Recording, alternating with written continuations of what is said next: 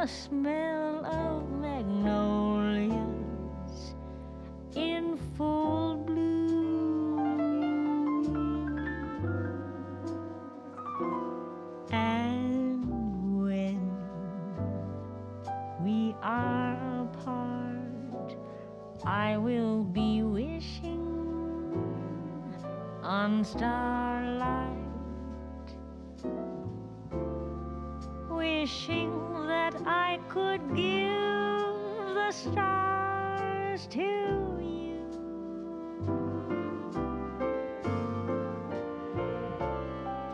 Who knows if tomorrow may bring us the chance for a brand new start. Till that moment,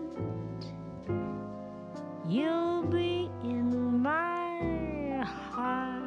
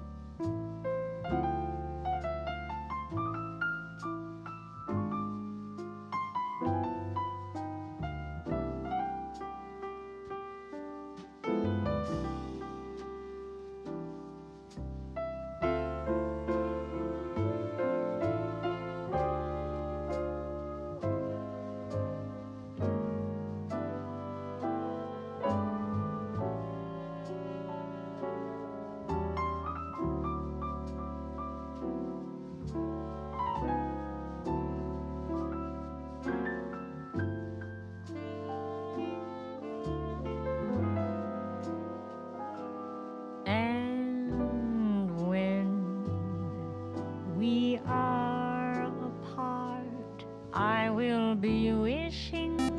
Angels sang out on a good starlight, chorus down from the heavens to sing wishing chorus. that I could give the stars to you.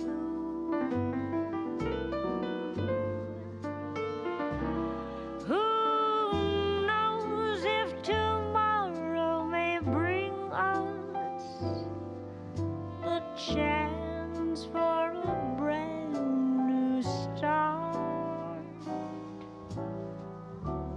Till that moment, you'll be in my heart.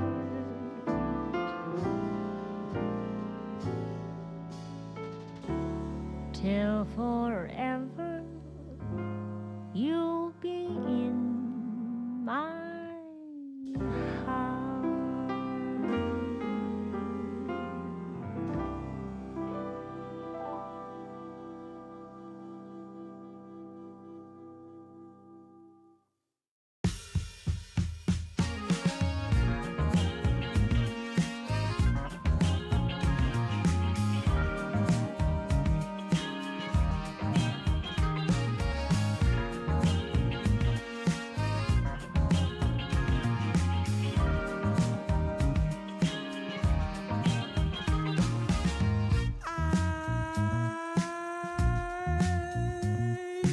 My eyes are closed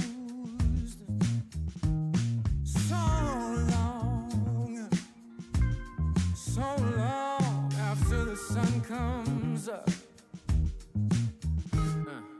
We do a dance in the dark, down the hall, pictures fall, even the neighbors call.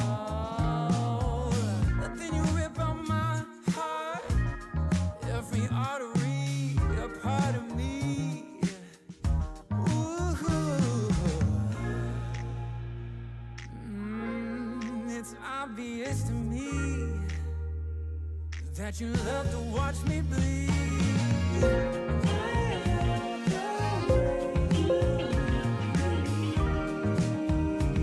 But not half as much as I love when you leave. Mike, check 1 2 1 2. But I love to watch Tallest UK in the house. away from me.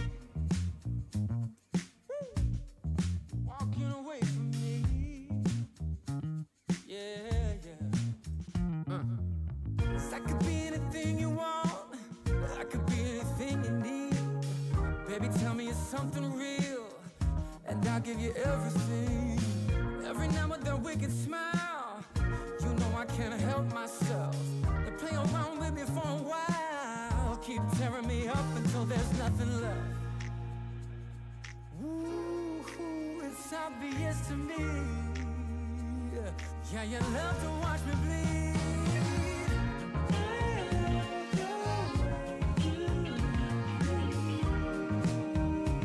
But not half as much as I love when you leave. I hate to see you say, but I love to watch when you're walking away from me. Yeah, yeah.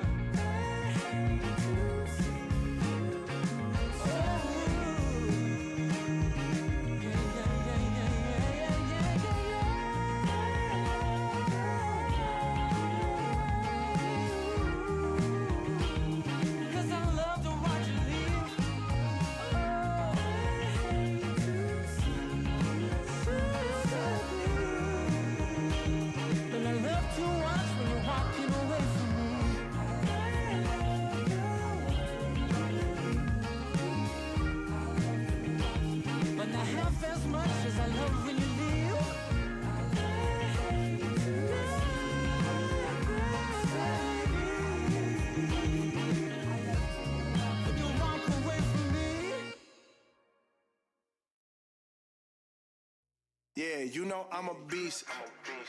You know I'm a beast. Welcome to the feast. My whole team off the leash. We don't know defeat. Everybody eat. Ay, you know I'm a beast. You know I'm a beast. Welcome to the feast. My whole team off the leash. We don't know defeat. Everybody eat. Ay, you know I'm a beast. Can I run up the score, run up the board, breaking the mold? Ay, ay, walking the door. You know what happened? We step on the floor. Ay, Angels sang out on an immaculate chorus. Down from the heavens, descend the children of earth. And I feel like Mark 10. Ay, walking to a room, chest up with my chin. Ay, already finished for this joint, even begin. Ay, when is what I am, I cannot ever pretend. Ay, yeah, never pretend. Ay, back in the lab again. Ay, you when I touching the friends. Ay, you when I touching the kin. Ay, putting the points on the board, I'm killing the boys, you know what it is. Ay, switching the moves, no number two, I came in the win. Said I'm tapped in with the action, they got the master on the master. I can never move passive, I'm active, I can make them go ghost on this cast. But wanna know who running it, just ask us. On the track, I'm gunning it, I'm blasting this, that gas, like diesel, shack and dog. You know I'm a beast. You know I'm a beast. Welcome to the feast. My whole team off the leash. We don't know defeat. Everybody eat. Ay, you know I'm a beast. You know I'm a beast. Welcome to the feast. My whole team off the leash. We don't know defeat.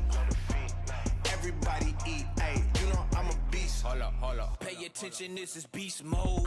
Got an edge on the game like a cheat code. Had to tighten up my focus like a peephole. I want the rings and the chains like I'm Depot. Picked up, walking, check my status. We established when it's show. Time to squat, making plays. Oh, it's magic like some. We want the smoke. Y'all ain't really about that action. We got perfect off the practice. They ain't working, so they lack it. I've been hungry all my life. I ain't passing up a plate. I can't quit until I win. I ain't having no debates. This is sacrifice and heart. That's exactly what it takes. So I'm going full throttle at me, back up out my way. Yeah, I promise you, you cannot stop me. Now when the whole team got me, I notice how cocky. But watch me, I'ma show you what hard work got me. Parameters, you are not dealing with amateurs. You and your team cannot handle us. This excellence, Rich, stand it up, cause you know I'm a beast. You know I'm a beast. Welcome to the feast. My whole team off the leash. We don't know defeat. Everybody eat. Ay, you know I'm a beast. You know I'm a beast. Welcome to the feast. My whole team off the leash. We don't know defeat. Everybody eat. Ay, you know I'm a beast.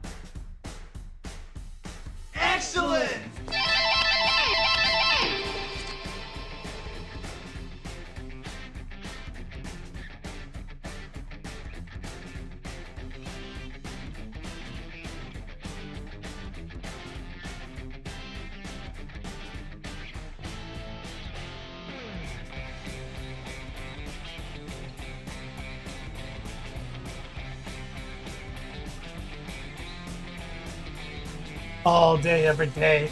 Recoil Camo Specs Online, Tolus, Song Got, TT. Thank you for the sub.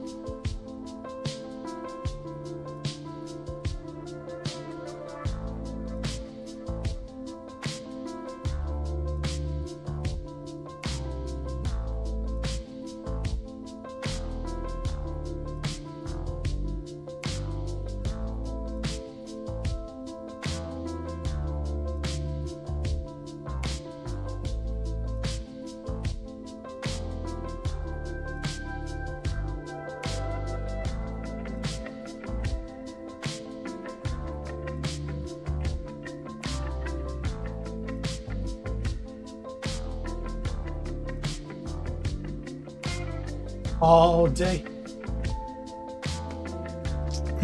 Got Rhea Prey. What's up, brother? Love Minis, the Beast mod. Coil Daddy, Idiot and a Rampage.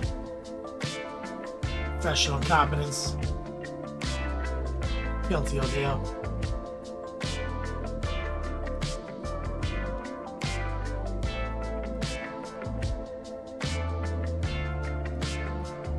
Or 11.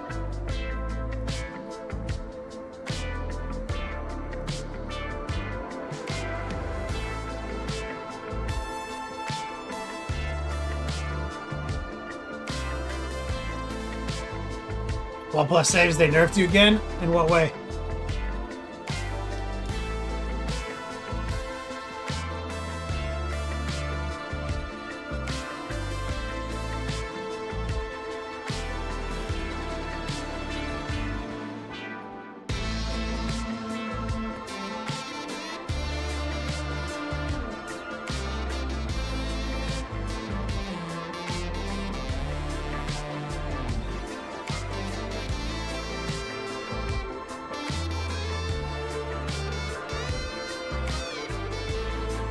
Rug pulls weeks before majors and Necrons name a more iconic duo.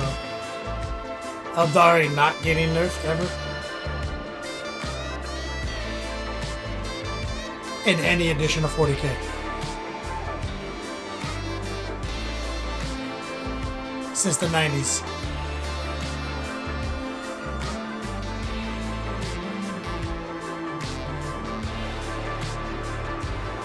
Oh, so they decided it doesn't work as intended? They decided it was a bug, not a feature? So that they give you guys pivot points now? Or what?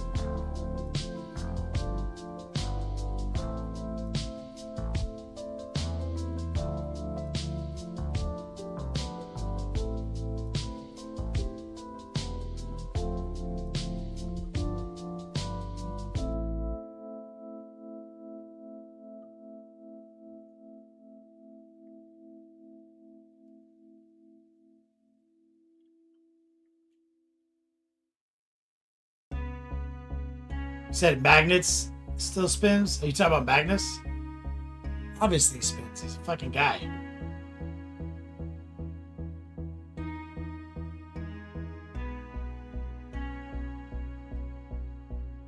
He's a man with bird wings.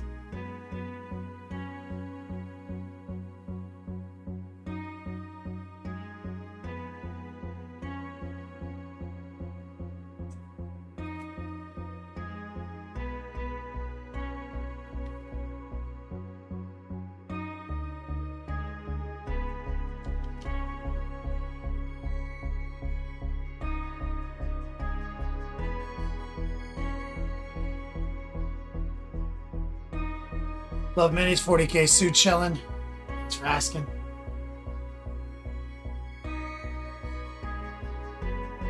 Magnus is the biggest abuser of pivots? In what way? For line of sight or charges? How does he charge people because of his overlap? I guess I haven't looked at Magnus's base in a while. Do his like robes touch the ground and hang over his base or something? Or is it just he pivots and his wing shoots out and he can fucking get his like 18-inch shot easier? I mean, he was already doing that. Nothing's new, right? Wasn't Magnus already pivoting like a motherfucker?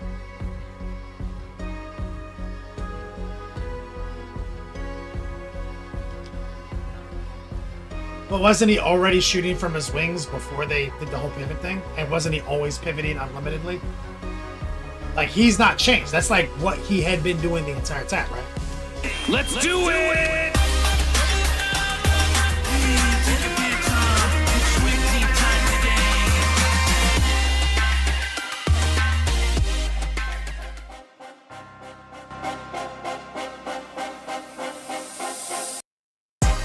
Yo, dog, Kenny Boucher here, Next Level Painting, hitting you up on the literal best of all days. Coming live from that beat side of Citrus County. Magnus never paid Pivot before Brian. Pivot didn't exist. He just spun around. I never saw one person in the history of 40k take a flying monster and pay any kind of points for doing that.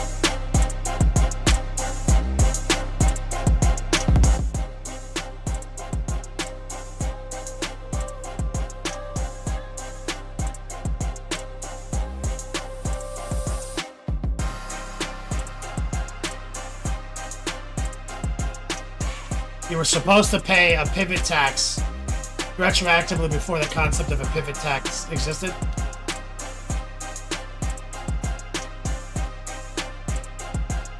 It's a stretch, dog. He wasn't an abuser of it. That's just how we all played the game. Now we got a new set of rules telling us, and no uncertain principles, this is how you play the game. Which didn't affect him in any capacity because he was already doing that. So nothing has changed. Magnus has been played. It always has been played. Like a baller. Get jacked. Get huge. Stand on a huge ass base. And blast magic. Like a man. Doesn't matter if they were cheating. He's not an abuser. They got retroactively forgiven of cheating on a rule that is kind of a gray area on what we're supposed to do. Because it's nearly impossible to accurately measure a circle. And like what actual points or distance you're supposed to reduce yourself when you're moving around. So we just all were like, man. He's not abusing anything. He always is and always has been a Chad. You're just mad because you don't play Thousand Suns and you play Necrons. And now you're even more disappointed because you were going to start your Blood Angels project. You got kind of lazy. And you said, well, Necrons are kind of OP now because of these new things. And then they took those new things away from you. And you wish you were a Chad like Magnus.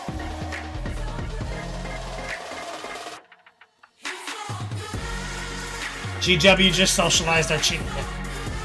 Perfect.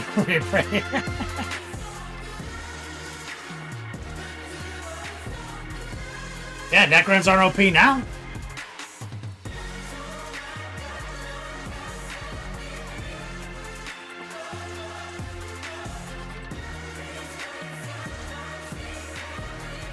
Prime Porkchop.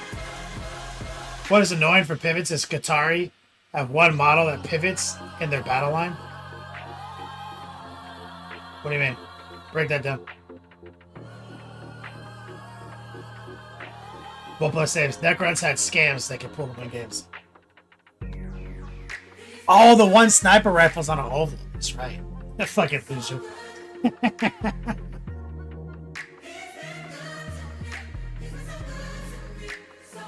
See, I like the pivot stuff because it is actually, like I said, it's a layer of detail applied over an abstract. They're saying things that like are like this, are moving as easy.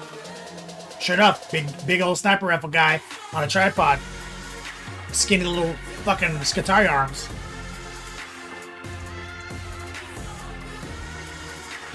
All you gotta do is get jacked like Magnus.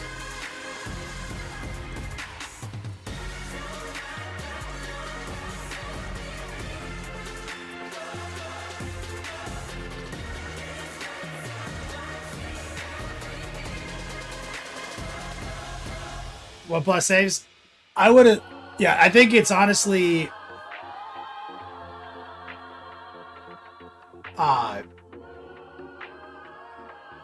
We're gonna have to go back and forth on it, but I think like all the memes is why GW reacted that way, because everyone gets all that's like every meme on the internet was that.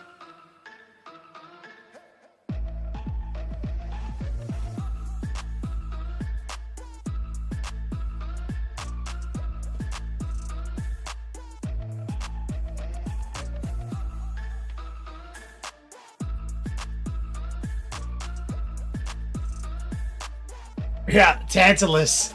No, it's that. Well, yeah, why would they pick on the monolith and DDAs? Because all the fucking memes and pictures. That's it. It's an unfair target because there's really no. They're just sneaking shots in and more playable than they ever were before. So, I mean, I do. You know, all joking aside, I do think that's a little targeted and a little bit of a knee jerk, based on. The internet, you know what I mean? Same thing when they nerfed Votan before we even got a codex that one time. I was like, oh my god. Pathetic.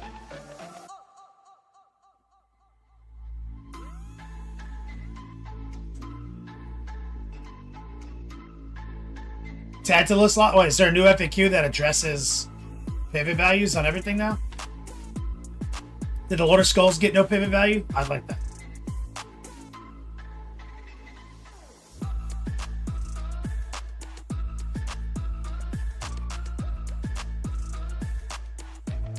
Templar in the chat, eating a rampage. Prime Pork Chop, what's up, guys?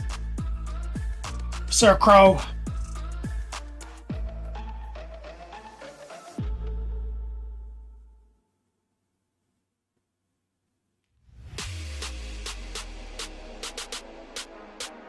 Good. Recoil's mom.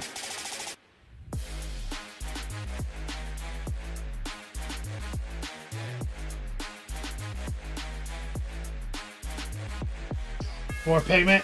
What's up, brother? Disco.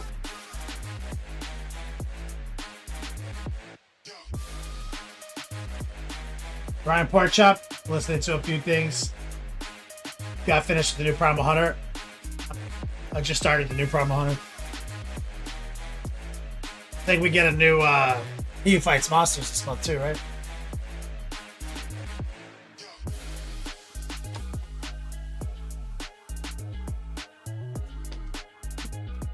Alright guys, so we got some airbrushing to do today. Advancing the World Eater project. It is our Friday dice dump in July. Exclamation points dice dump. You know how it is. You get 10 dice per win. Stacking. Needless Guilt. What's up, brother? Exclamation point class. Anybody just tuning in for the first time? Looking to sign some people on Patreon's dipping. It's dropping. Like I'm at an all-time low right now. This recession. Patreon is reverted to like 2018 membership.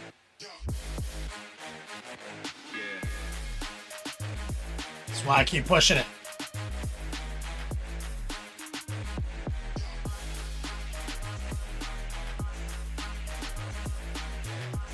But let's kick it over to the money shot.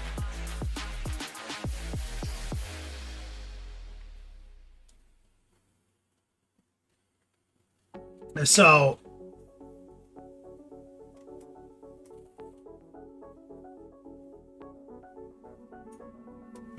mess with the camera settings real quick.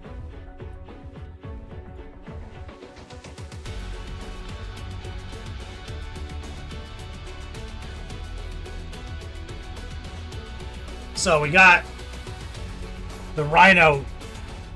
We called it. We threw some jade into our mix. We threw the nonsense on the base, a little dry brushing.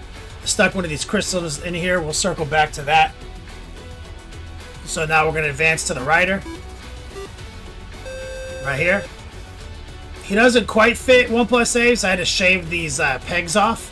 So the way it kind of sits now is like he does sit kind of far back and almost ass down. But because he is actually sitting on stirrups, it's kind of neat because it's kind of like he's like up, like on a, like you know, straight in the stirrups, standing in the stirrups. But it's not like fully up. It's like tasteful. And his name is John C. Templar.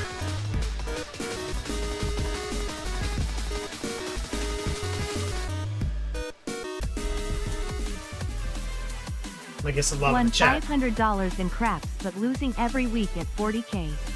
Must be the dice. Congratulations on winning $500 in craps, Templar. I guess I love in chat right there. Thank you for throwing down on today's dice giveaway. Shout out to Elro Dog. What's up, man? So let's move some stuff out of the way. We're gonna have to start off with the airbrush. Let's get this phase 2 of the World Leaders project started.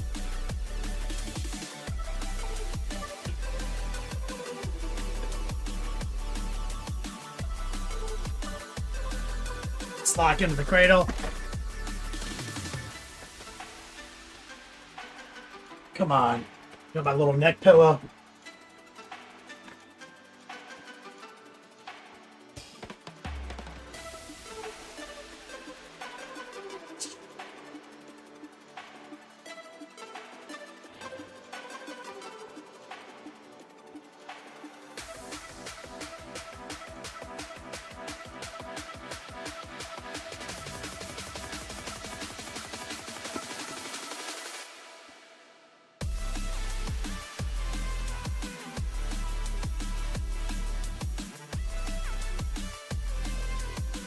Running a toothbrush through some of these little areas. See, I got some blue paint stained in there.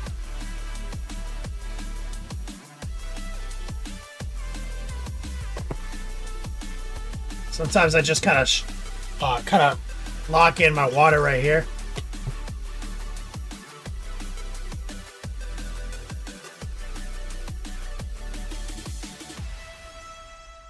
Watch a simple green poured out the back.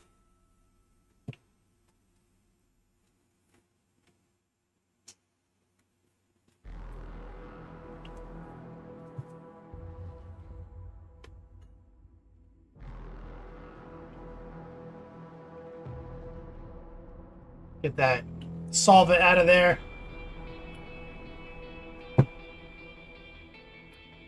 See, there's some blue. I was airbrushing my Possessed the other day.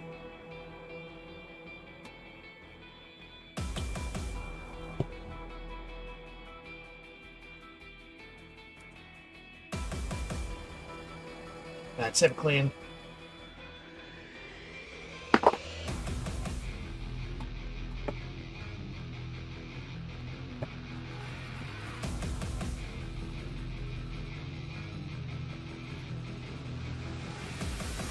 Running that pure water through it. Backing the needle out.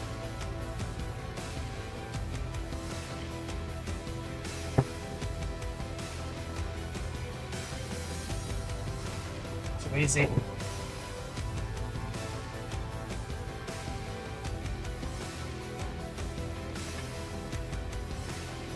The edgelord's coming along.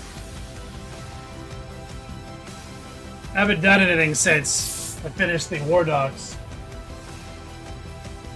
Except I started the Possessed the other day. Brushed them up.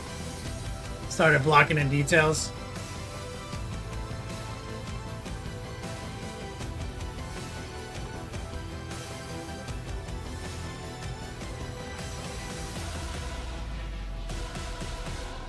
So Our workup is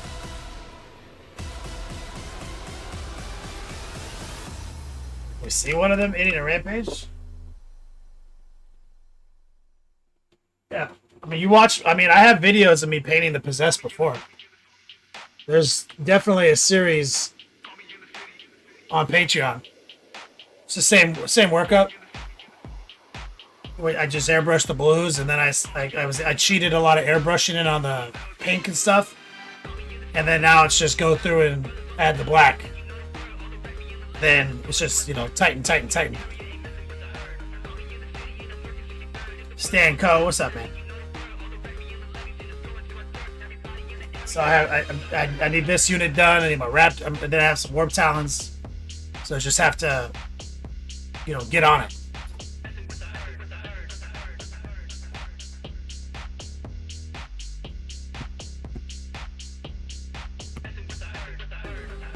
But we already did 5 exactly like that, Idiot the Red Page. So I'm not bothered. That's why I'm not bothered with painting them on the show or anything. Oh, what am I doing? I have to fucking prime this guy.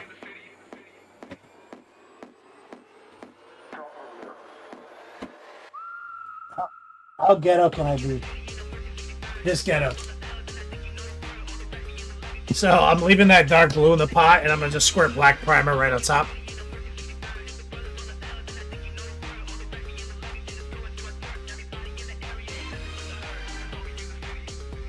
So extremely black blue.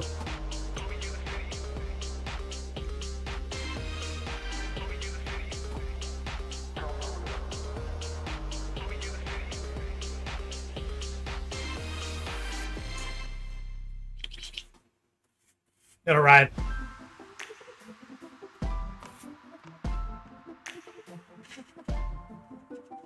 Just blow some air.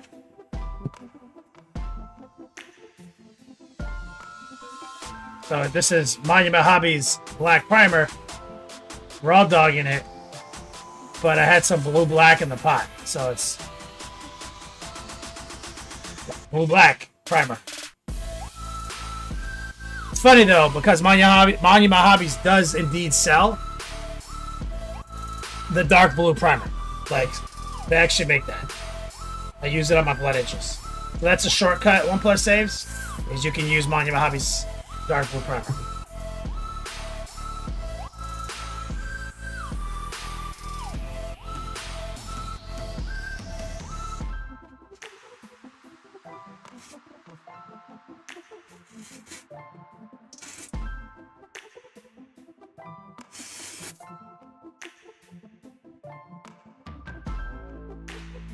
Good enough.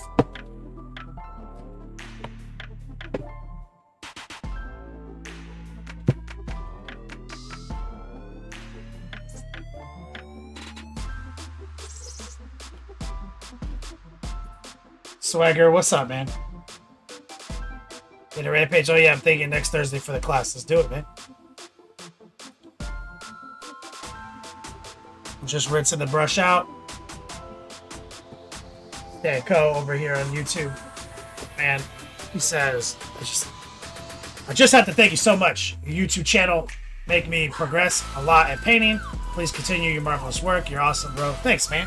Well, consider jumping over to Twitch. I've been streaming on Twitch for almost 8 years. As a matter of fact, 8 years next month. So the action has been on Twitch for almost a decade now, bro.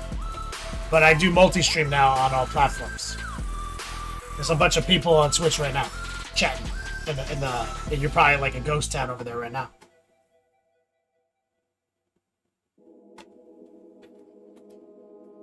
It's probably a ghost town on YouTube.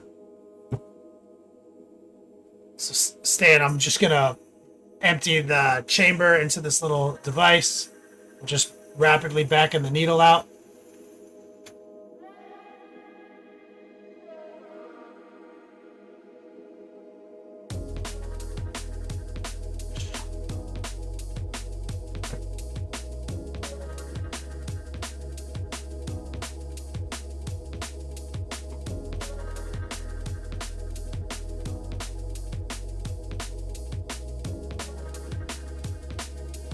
There's like 6 people over there, War Pigment. You and Recoil were 2 of them.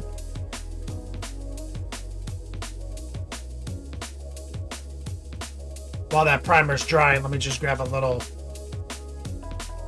moisture. Gotta make sure the tip is nice.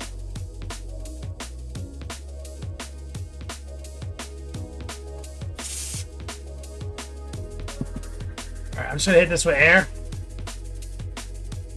It's good enough.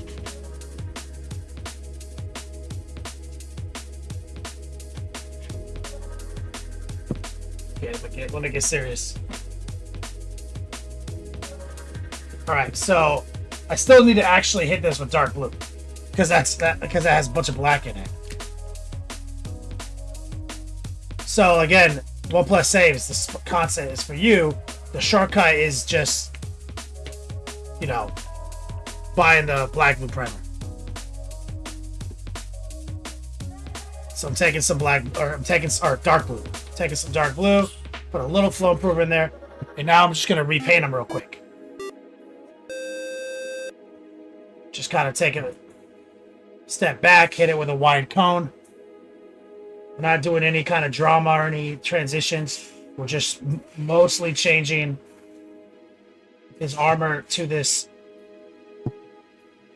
dark blue state. Really focus on getting it up in the shadows, but since I have black in the shadows, it's fine. It doesn't get all the way in there.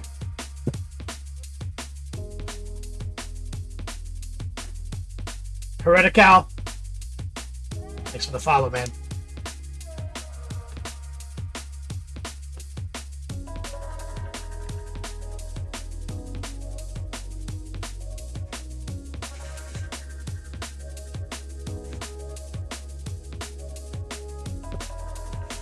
I might paint the axe red.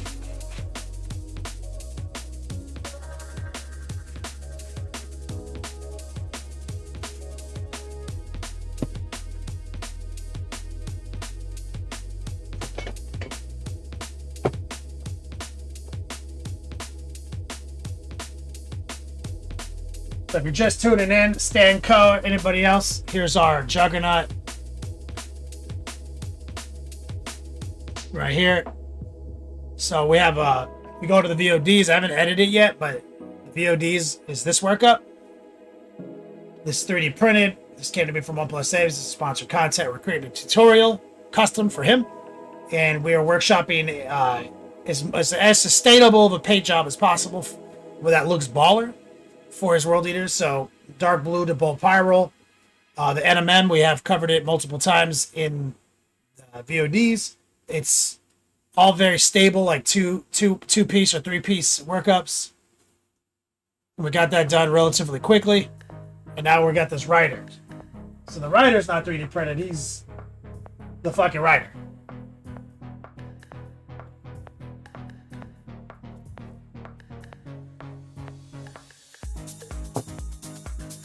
Corn Lord on Juggernaut.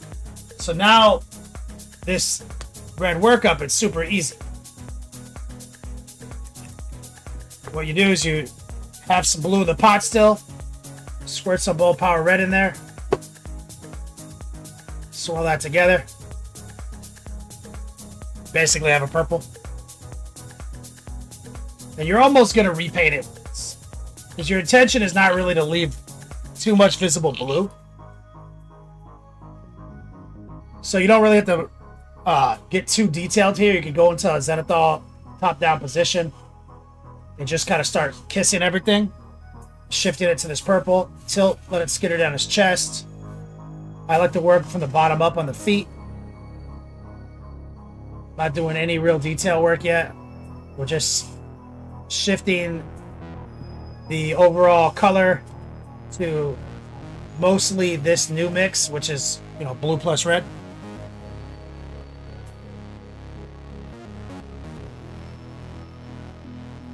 So you see, almost have like a, almost like an old school corn red, right? Like a burnt, like a burnt red situation. GW used to make a color that looked almost exactly like this. Let it skitter down his backpack. And so there is blue tucked into the shadows all over the place. That's what we're going for, is the cool shadows. The warm highlights.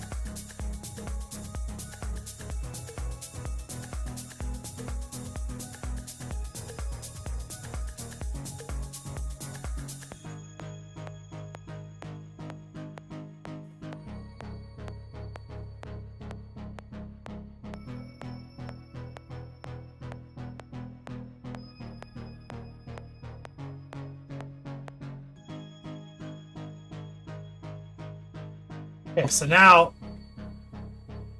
when a model is small like this, you don't need as many steps 1+ saves. The Juggernaut needed a few extra steps because it has some real big panels. We had to show a little bit more respect.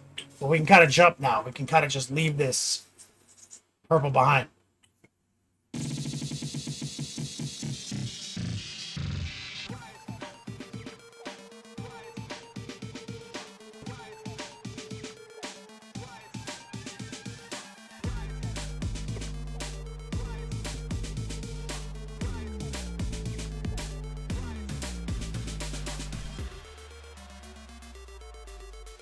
Just gonna dump the pot.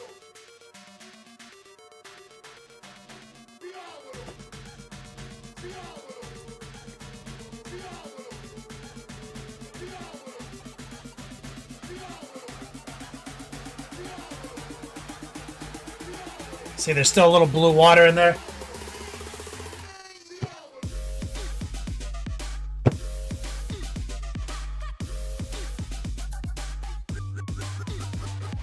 Dump that.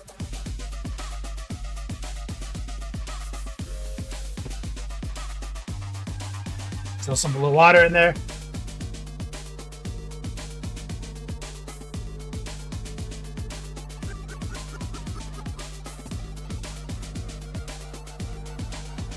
We're going to inject some of that blue water. We're back the needle out a few times. See.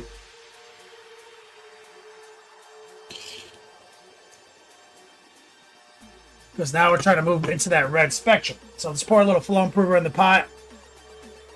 A little bold pyro red. A little water.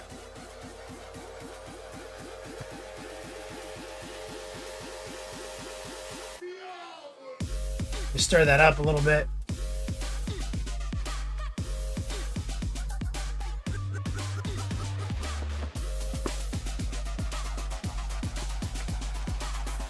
So we lowered the opacity.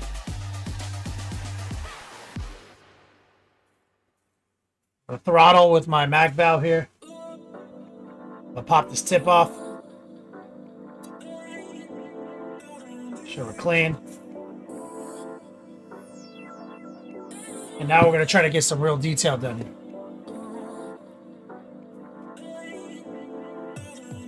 And we're just going to build opacity slowly. So when you see the highlight occur, I just want you to kind of start ending. I call it hit it, quit it. I'm hitting it, quitting it. You see? You don't want to sit there and watch the paint get opaque or wet. Just barely pull the trigger back, mitigate the moisture. And just walk it in. And it doesn't need to be opaque yet. We gotta stack the opacity. See, look how bright the red is here, and it's not red here. It's because we can see through the red stuff. So we're trying to walk our way up to that opacity. But you can't stack opacity until the coat is dry that you're working on.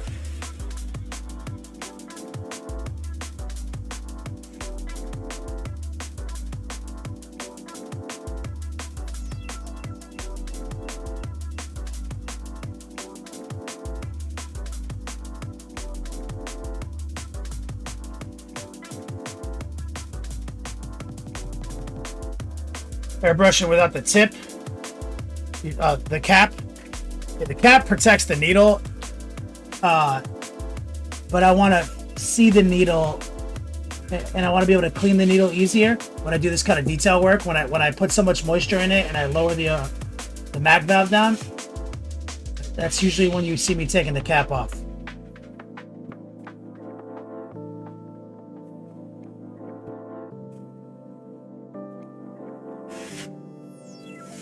Top of backpack. Invert.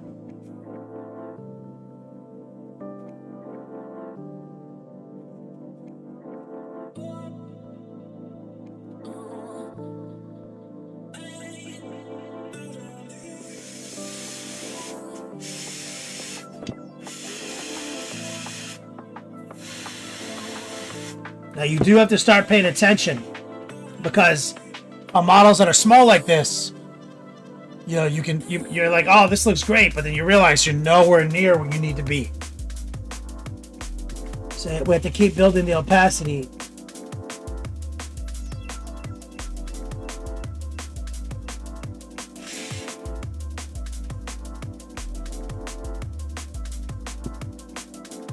You gotta be careful not to just keep repainting the same stuff over and over again. We're trying to add to it.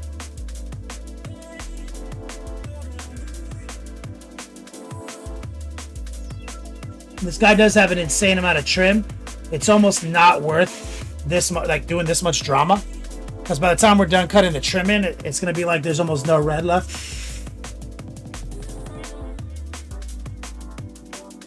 So I would say if you were gonna go for the true metallic workout, don't overthink the red. Just pick your favorite red and paint them. Cut the trim in, fix your mistakes, profit.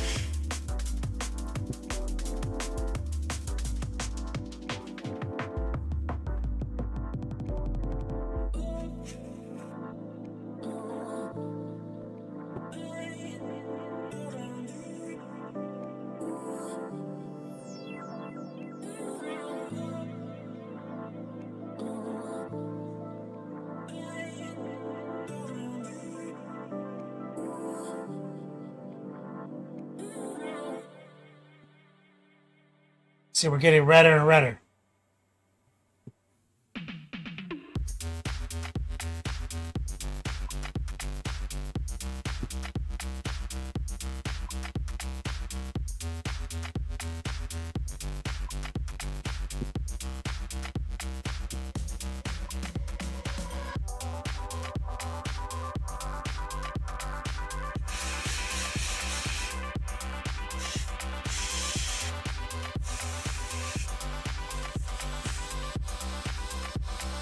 Like I said, as we subtract away from the blue, we're keeping a nice blue, cool shadow effect.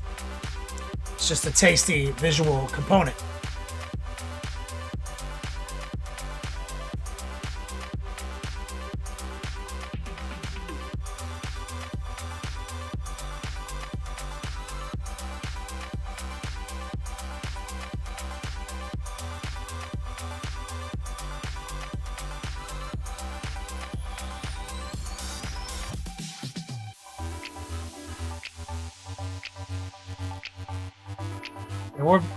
We're pretty much there.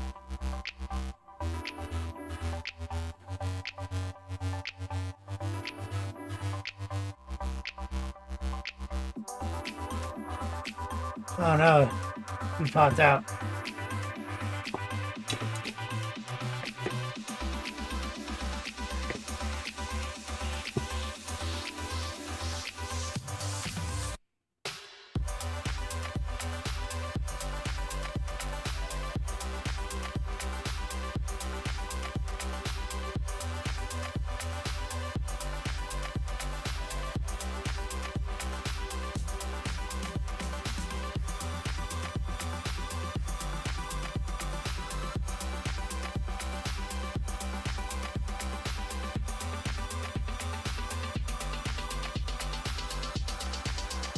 Come on, man.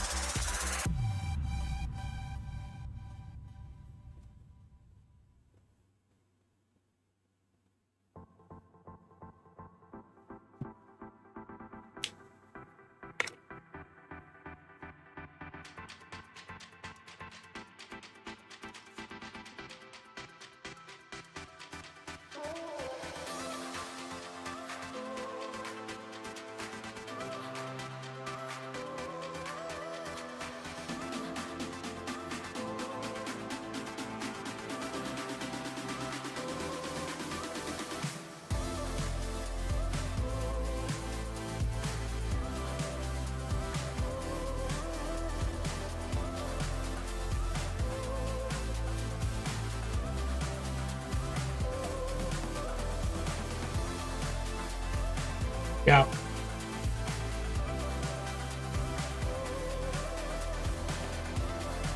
Ryan, what's up, man? We're just chilling.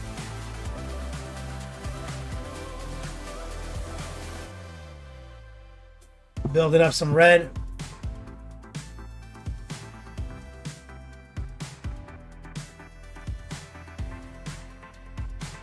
Just layering some opacity.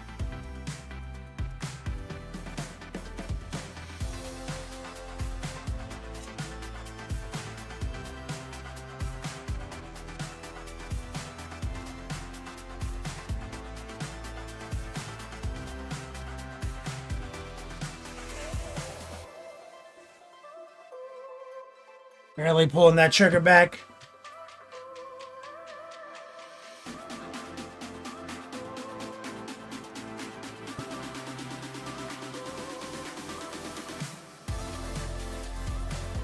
The idea is he is, you know, mostly red.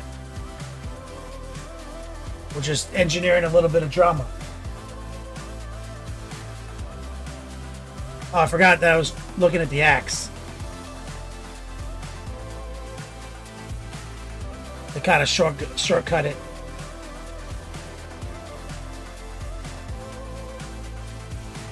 Because I may end up leaving this the axe case red.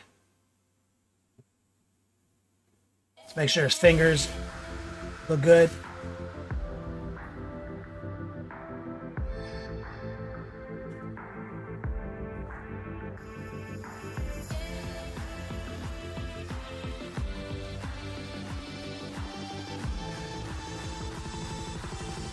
Is it? Dang, is this a mature theme stream? And then the super glue give consent. Nice.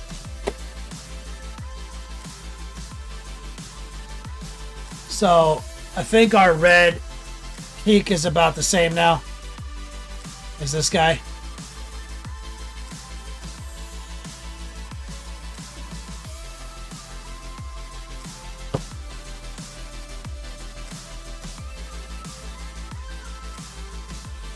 That's making me nervous. This thing just wants to fall.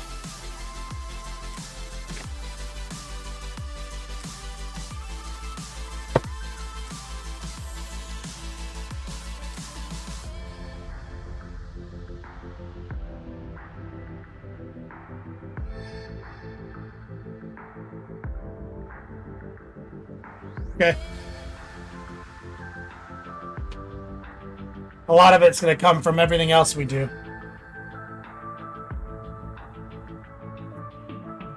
And, you know, with the corn, we want the pin washing and the edge highlighting to do most of the heavy lifting. You don't necessarily want the corn red to be blending juice. You know what I mean? You want it to be a little on the stiff, you know, the darker side. But that's just a two-piece, though, right? Dark blue, low pilot.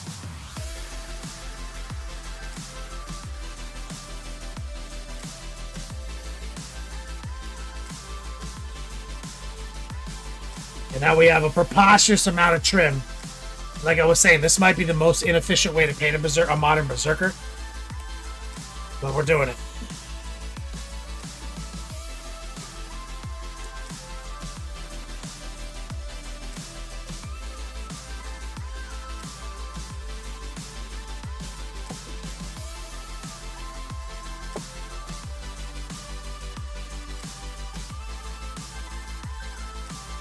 Then for game tuning in, what's up?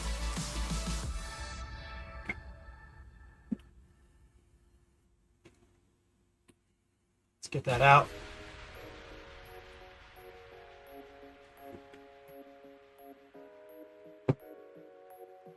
We're about to put the airbrush down.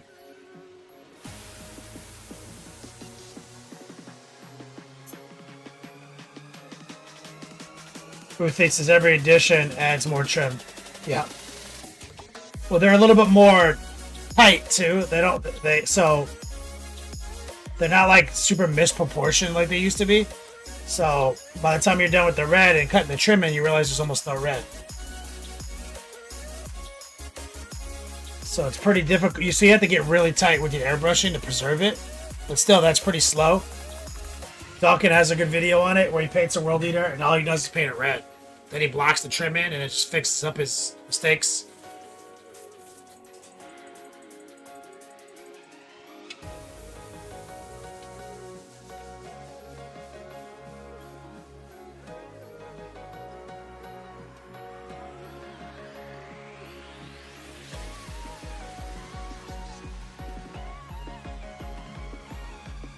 Back in the simple green.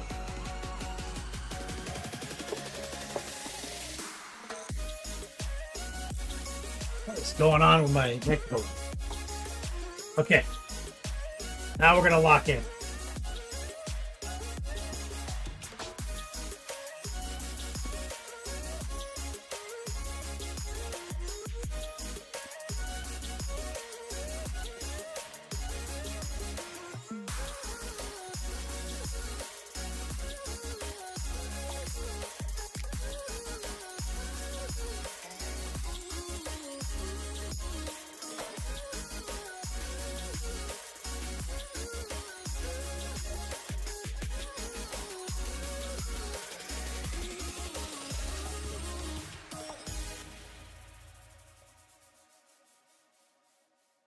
Some blackout. It's working on the possess. Problem though. Let's see if we can cut some trimming. So let's just start with the bedrock of the trim of the gold we've been working, which is burnt orange and yellow ochre. This is the like kind of base coat part.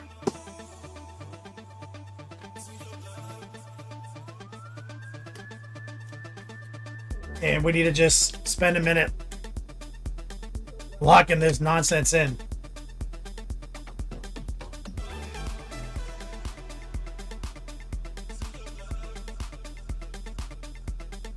Do I do the trim or do I try to get a pin wash in there first?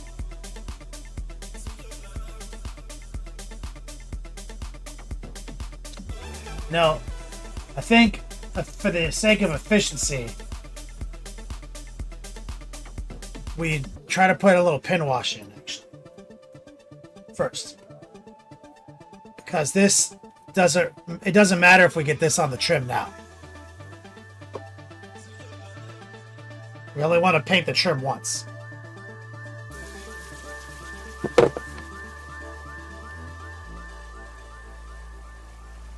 So we're gonna make all the dark borders darker between trim and red.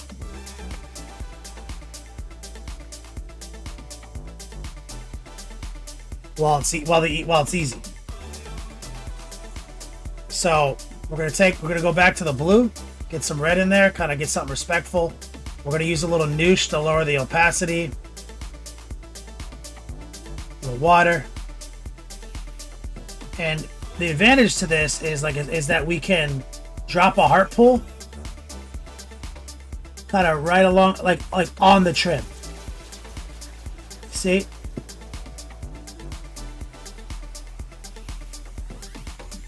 Where I'm actually putting this line on the trim and just letting a little touch the red. See?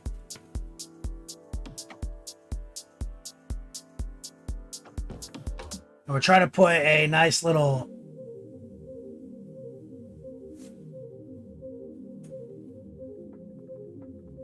border between the two.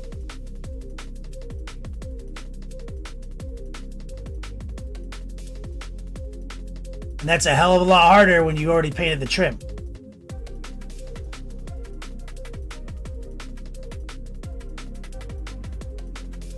Now, I teach a lot of my students how to active wash something like this, but I also tell a lot of people that I try not to active wash reds for my personal stuff.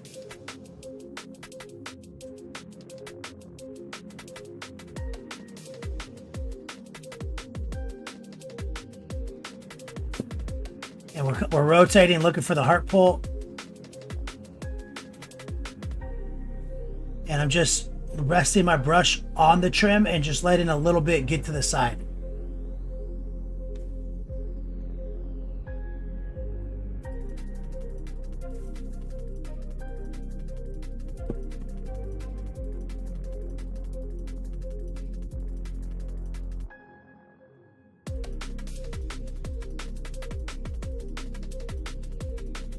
Last time I started with a pin wash and I said it was a mistake.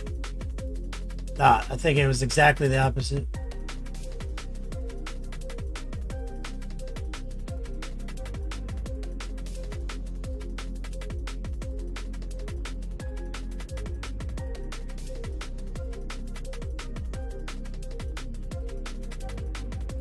And so the dark lines, like the dark borders, really are the most important part of generating a sharp image.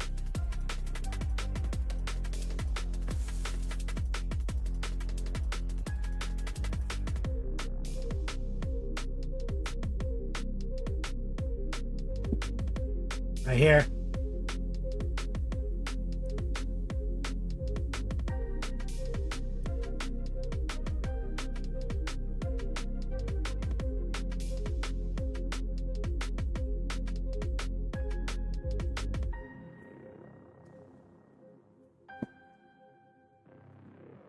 Put a little bit too much right here.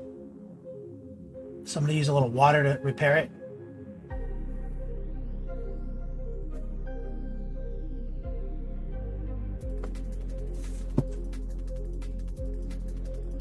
And so we've got that blue mixed in for that furthering of the effect where we're trying to introduce nice cool shadows.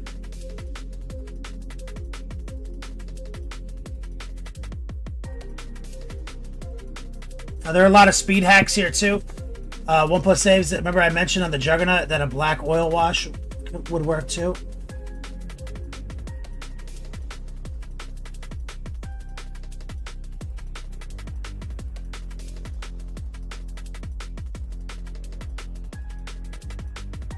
Would work here just as fine.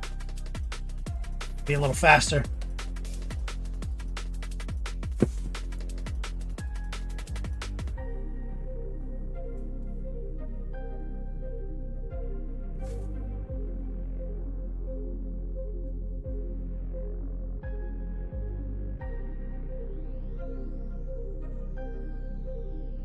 Not only would it be faster, it'd be a little bit less frustrating, tedious. Scratch. There's a couple scratches in the armor.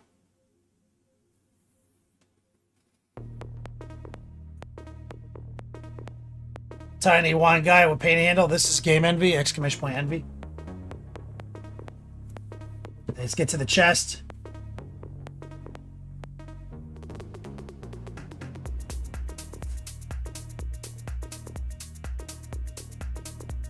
This is what I was talking about, 1+ saves.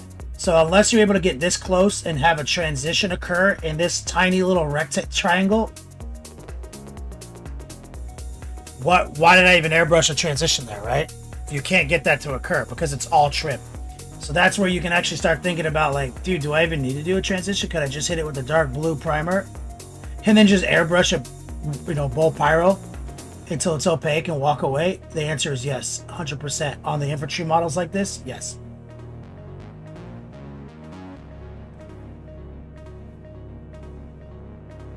If you can't get in as tight as I get in, then don't bother doing it this more labor intensive way.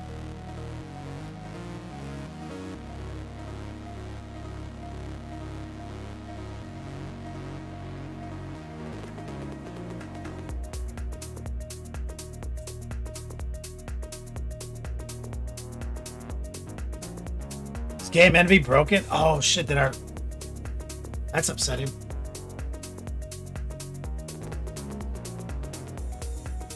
Is it Game Envy? Did we lose our Game Envy command? With the fucking promo code and everything?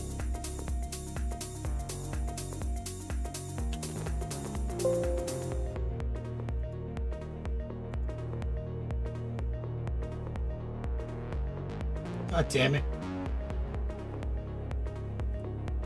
Hold on a second. That's somewhat important. I gotta go pull it out of my fucking account.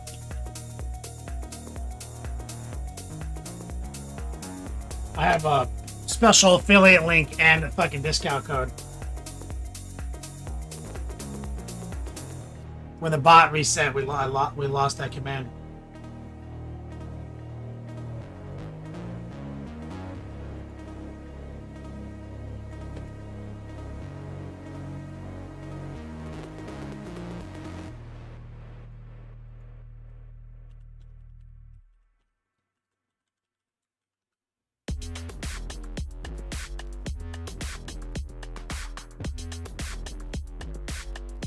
Oh, tight. Forgot my password.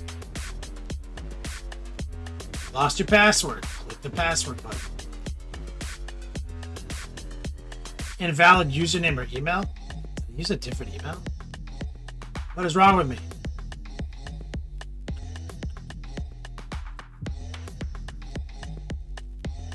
Or is it a different website?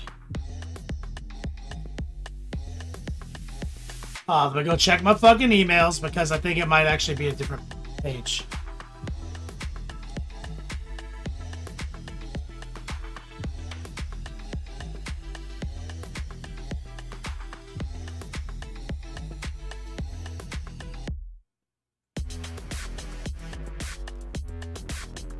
Tiny One Guy? Oh, they've got way more than that, dude. That you should go look at their handle setup. This is just one part. There's also a full bottle cap system, everything, dude.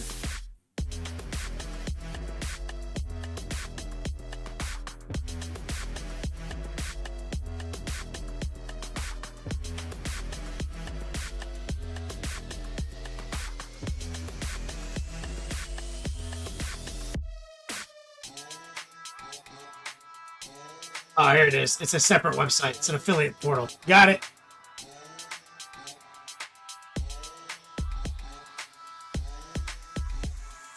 I'm going to put it in deep bot right now.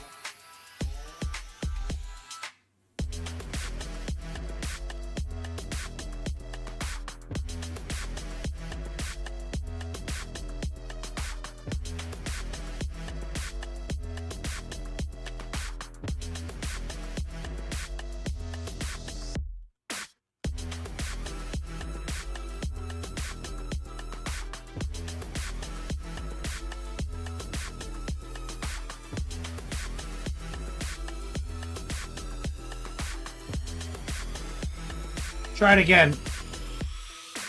Exclamation point envy. Is he? Yeah, they just finished a Kickstarter for the new thing. Oh, sorry, I wasn't showing off the handle. So there's the bottle cap system right here, what I was talking about. I use this all the time, brother. And these screw off and on, and you can put multiple models, sticky tape, and they have different cork sizes. So it's dope. I want their new wet palette though. This one's a little too big. Okay, we got an envy link up. So that's my affiliate link, and that's my code. Gives you 10% off.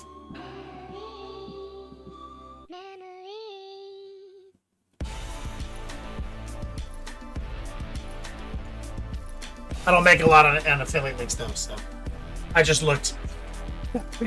I've made $12.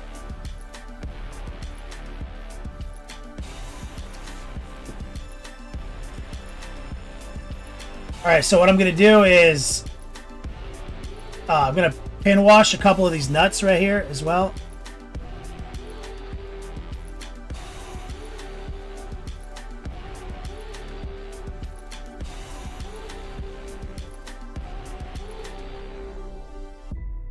Let's move into the hand. A little on the fingers.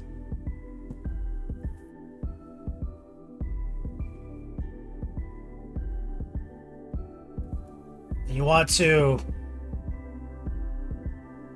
always be rotating for the heart pull.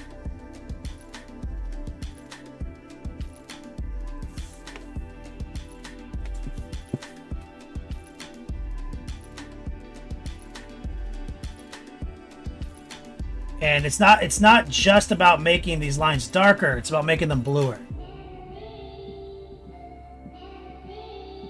A little scratch.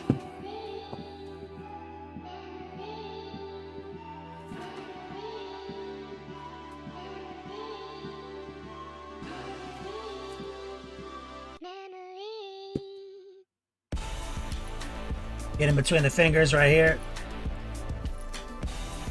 The noosh is really helpful for that.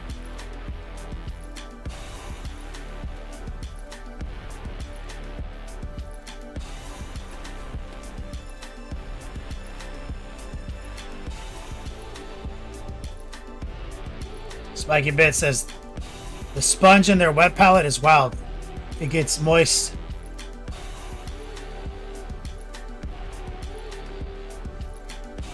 Say what? Bro, sponge technology, to my knowledge, has remained unchanged for 100 years, bro. What are you talking about? I have it right here. It's a fucking sponge, man.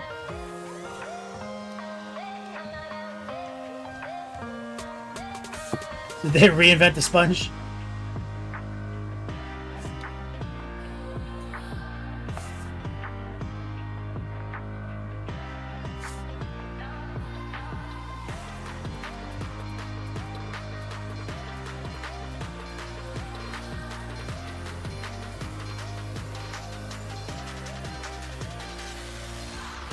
If your pin washing gets a little wild, take a little water and kind of convert it into more of a traditional wash, because the noosh allows for that reactivation.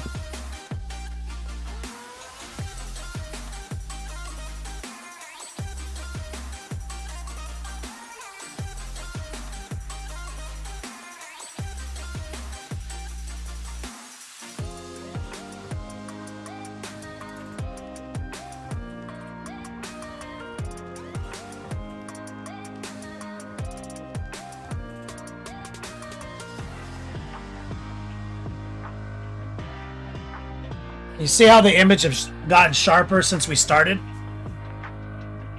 We're making those dark lines appear, and it's preserving our red. The secret to red, guys, is picking the red you like and then figuring out how that red gets darker, not how it gets brighter. It's the whole fucking secret. And then once you have what you like, it's all about tightening up these borders. If you rely too heavily on a filter from a wash, it will distort your perfect red.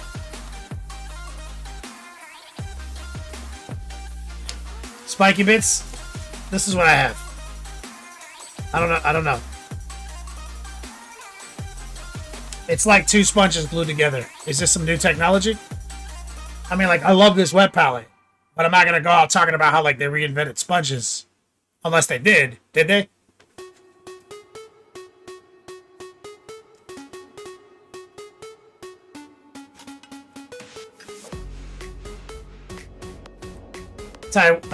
Tiny One Guy says they use advanced materials for balanced hydration. They haven't let you in on the sponge tech yet. Okay, there's a company secret. I got it. So it's not so like they're it's one of those situations where the company won't even patent it, because when you patent it, you have to show everyone what you did, and people can copy you and just change it a little. So it's straight up corporate secret.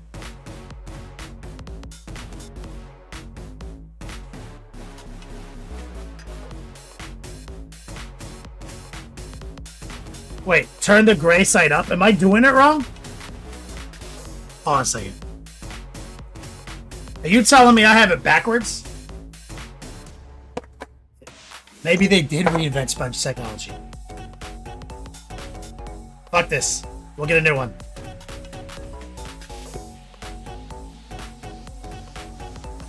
Oh! It's absolutely drier on this side. Bro, they did reinvent the sponge. This sponge is both simultaneously wetter and drier at the same time. I stand corrected. I fucking stand corrected. Bro, this is the moisture I require. That's the moistness level I crave.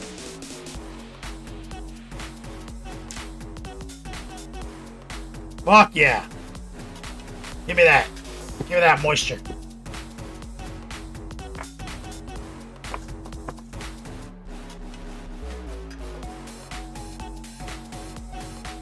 Now, I will say, the thing I'm not a fan of, which literally Kit says, suck a dick whenever I tell him about it, he's like, he doesn't care, is that the parchment they send us is heavy waxed parchment. I don't think that's good. I rather have thinner parchment, like kind of, you know, like skinny, shitty paper. He's like, yeah, soak it longer. I don't care, dude. Like, and it's paper. He's like, literally use any fucking paper you want. I don't care. Like, we don't sell paper, dude. We sell fucking wet pellets. Go buy paper. Like, I was like, fair.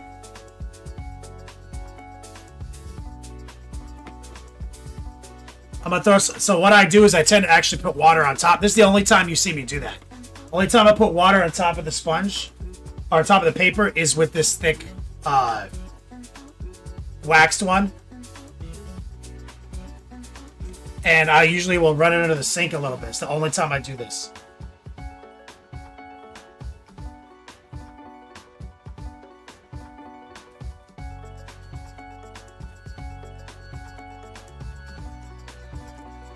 I might need to get another paper towel. Give me 1 second. Living Tribunal, give me 1 second.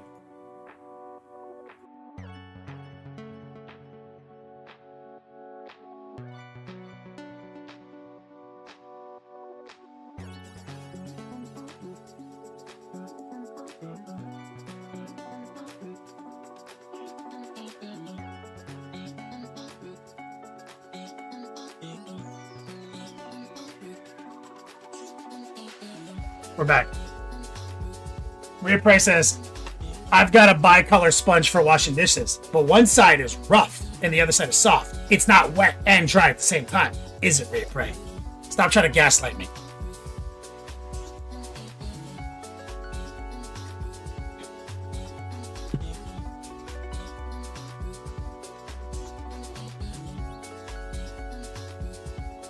Living Tribunal, do I have a tutorial on painting flesh? Probably like 100, dude. It depends on what you want, man. You talk about like flesh as an effect, like realistic, or like just how to do it, right? Like, I teach it as an effect in my 201 course upon request, and I've covered it here before, so we may actually cover it on this guy's face. So stay tuned.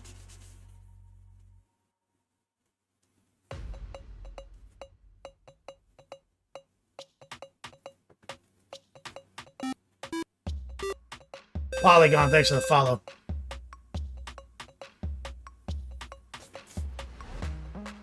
What's up, homie? Recoil. On this day, the 12th of July, the year of our Lord 2024, Kenny doth found out that Game Envy's secret double sponge technology, and doth rejoice. That's right, baby. Binky, thank you for the follow. Dominic, thank you for the sub. Living Tribunal, I want to paint my Celeste demons with really pale, light flesh. Dominic, thank you. Dominique. Really pale, light flesh instead of the typical white. You mean like just really pale white people kind of situation? Okay, let's reset. So we figured out our sponge tech. Rob Bear comes in here and saves the day. Rob Bear, savior of the internet.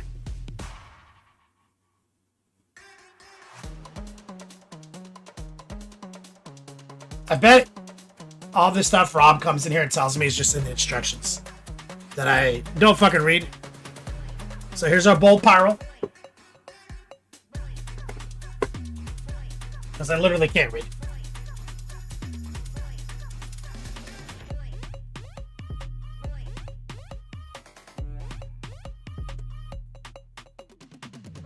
There's our dark blue. Let's get back to the pin washing. Let's throw a little water down. Oh, this is what I needed, bro. Thank you, Rob. Binky, you're Dominic. What's up, man? Thanks for joining us on Twitch. And Living Tribunal, you break down that skin, your skin recipe. I can be convinced to, skip some steps and work on this guy's face today. There's absolutely a way to convince me to do that.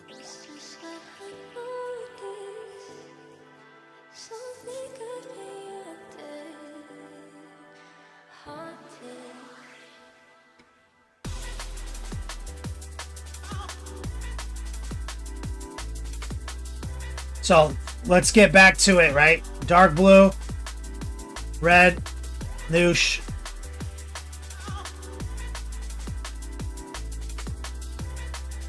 some water.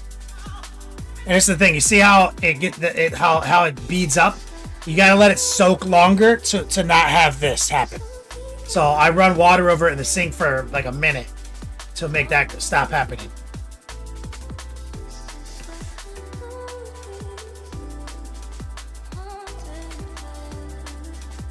So let's see right here. We're gonna just target with a heart pull the trim and let a little bit of your paint trail in the gutter between the trim and the red.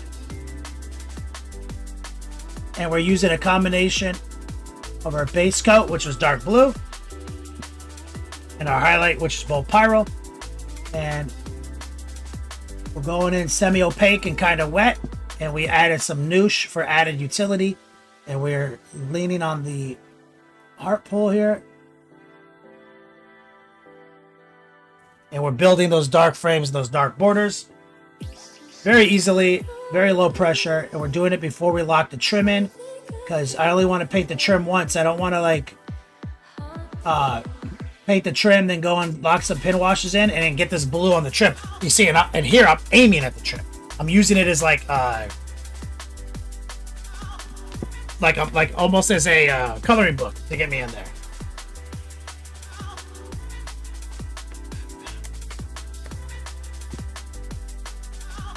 Right here. See, aim at the trim.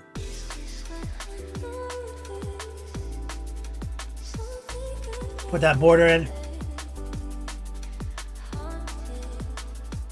We'll always be rotating for the heart pull.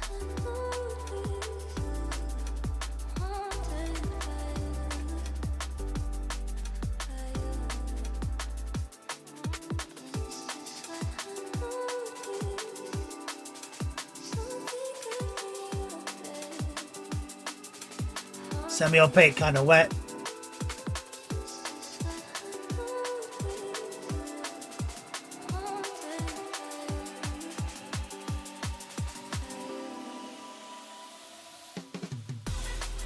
Get a little bit more water.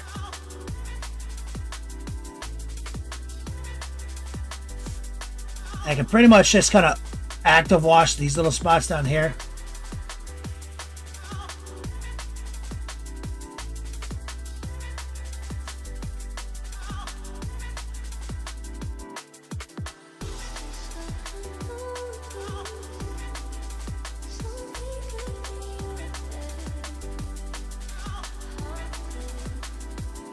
And then we'll subtract away from the trim.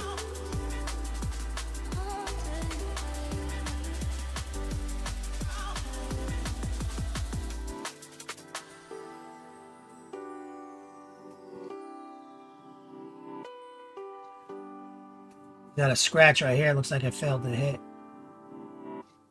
This thigh.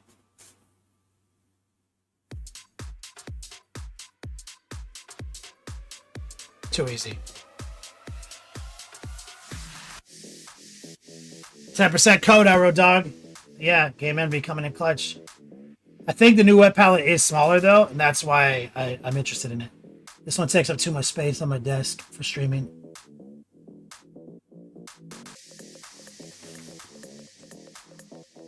And so I cover both pin washing and active washing in my course. One of them is more an attainable, sustainable workflow strategy, which is why I've been telling OnePlus Saves that he can probably get away with oil wash here. And pin washing is about not sacrificing anything. I will sacrifice no part of this red work up to the filter gods. It is exactly where I want it to be for this project.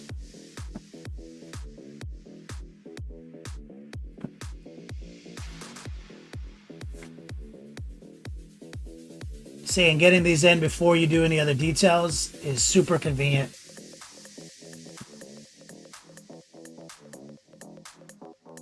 And we're not blacklining or any nonsense like that. We're using a respect theory I teach in my course.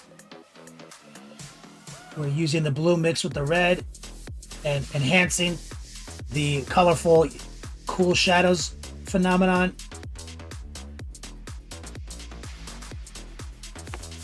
just building borders, frames and borders. And by showing it respect and just using the same paint that's already on the model, it really mitigates the fail rate of bad brushstrokes. If you try to go in there with some actual, you know, like GW wash or some shit, you'll end up being disappointed. I don't think you can really see this once he's sitting on the mount.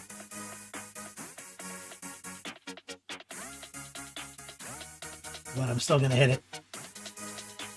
Just in case. Takes like 2 seconds with good heart pull.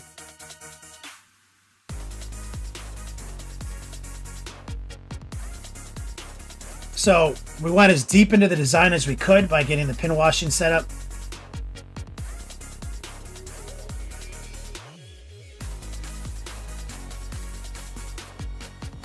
And then we'll work our way out. It's that simple. Putting a strong border between elements on the model make model look good. Damn it, is he about to pop off his little thingy again?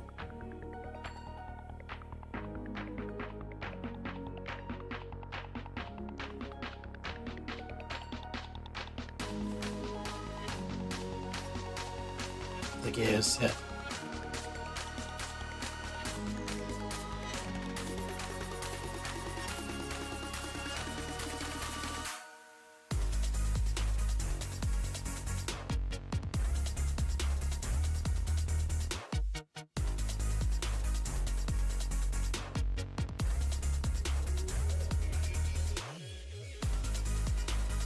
All right.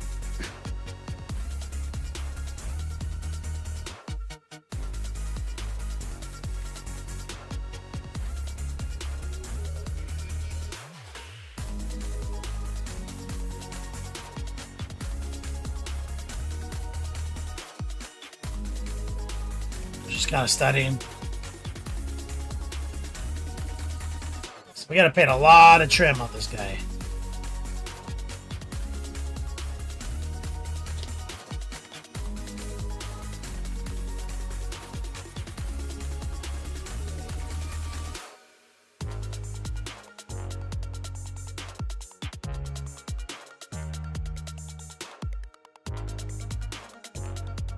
Yeah, okay.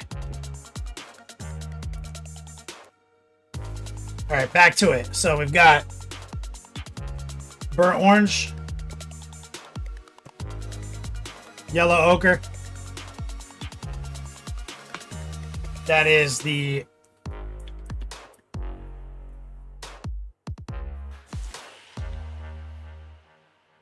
base coat of our Gold's workup on this project. And so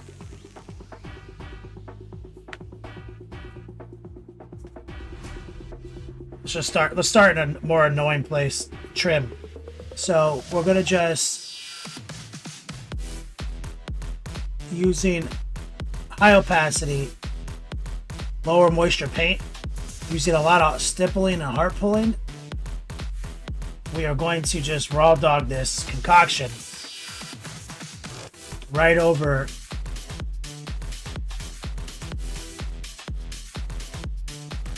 surface of this trim. And now we're trying to be careful not to miss and get it on the red.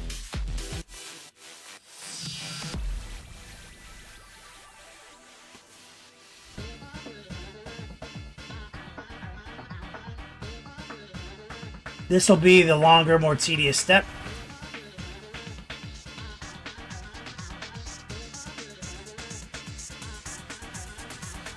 Because the budget NMM technique is actually fast and easy.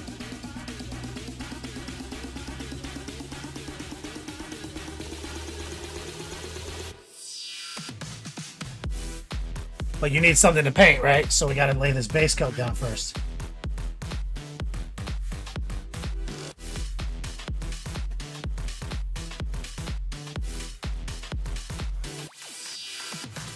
Got to make sure to get all the ledges.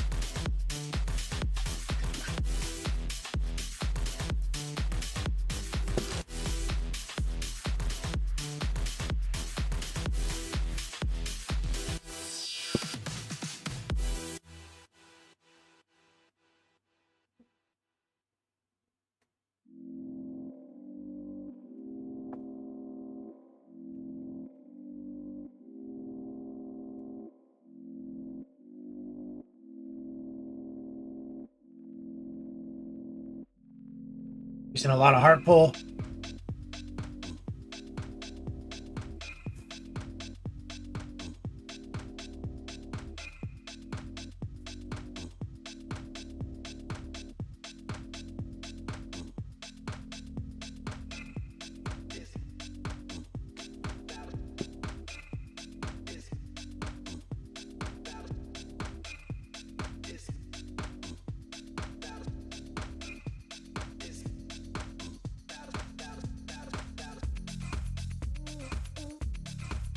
Stipple.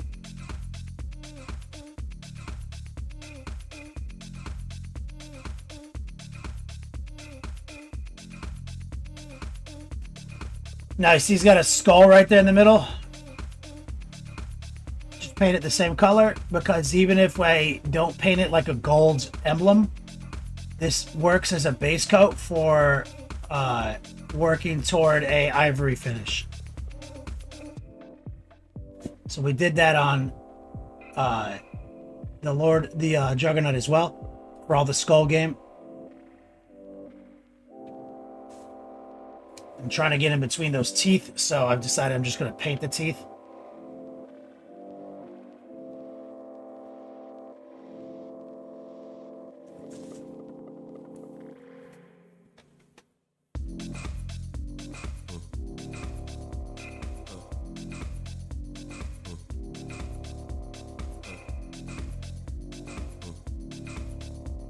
One.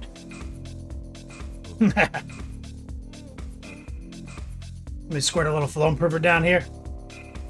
This helps mitigate dry tip a little bit.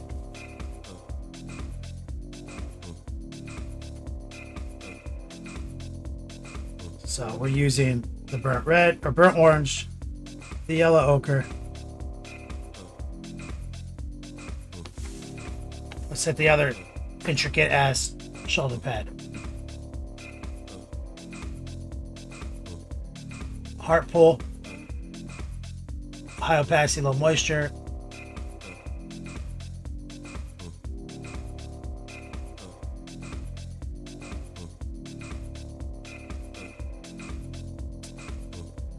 Always be rotating.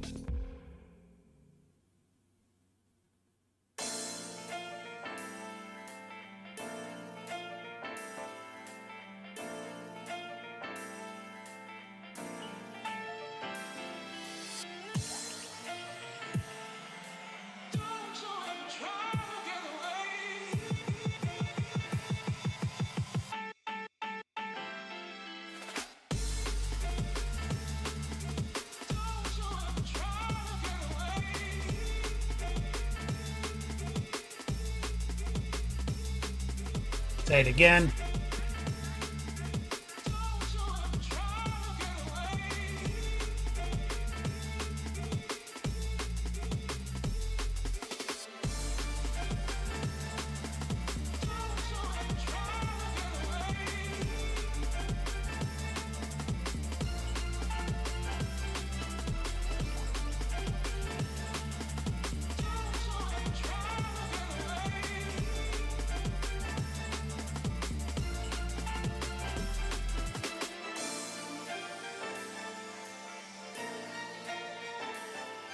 Being careful.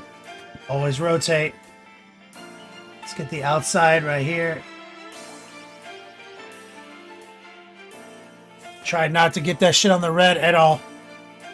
This is, again, burnt orange, yellow ochre.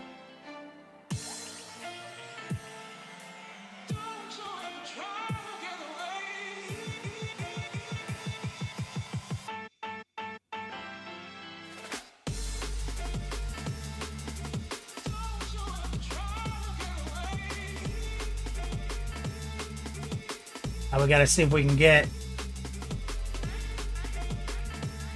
the actual symbol of corn.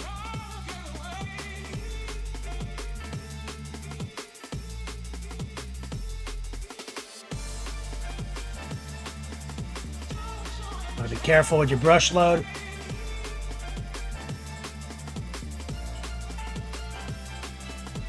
And you're just straight up painting a coloring book right now. Stipple. Really helps to stipple over all those nuts.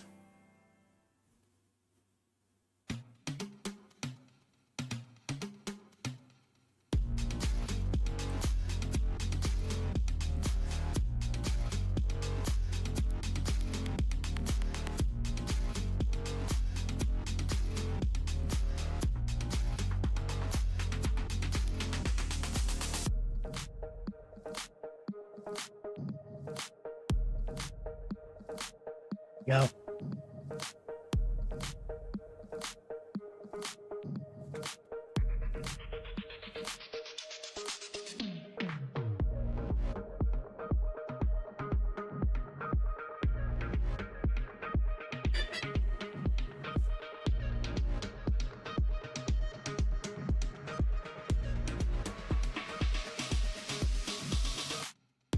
Just tighten up right here. There's like a little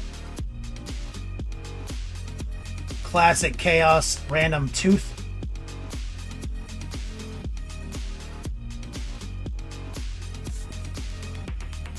He's got a bunch of little teeth up here.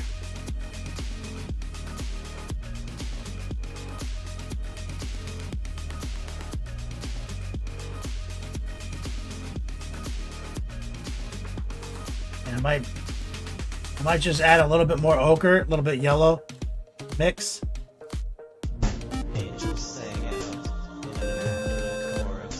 Since I'm up here on this annoying little spot up here, Joe, shout out to B-Dubs, Terrain and Forge. What's up, brother? Since I'm up in this little spot, I'm just gonna kind of get it closer to where its final position will be, just now. By adding the brighter, yet more yellow component now.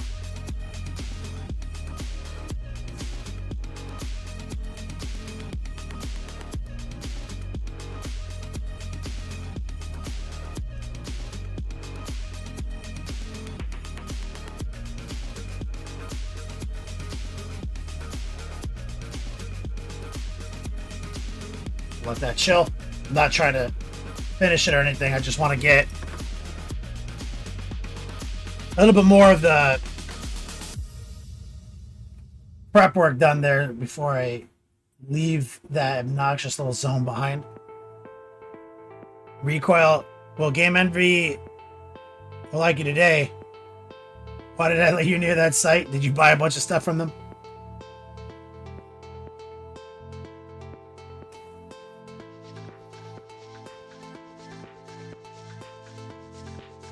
God damn it. There it is. A little flash right there.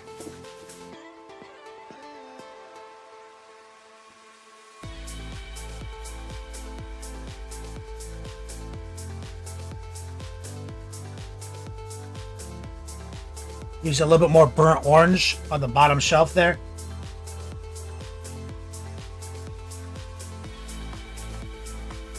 Rather than equal mix.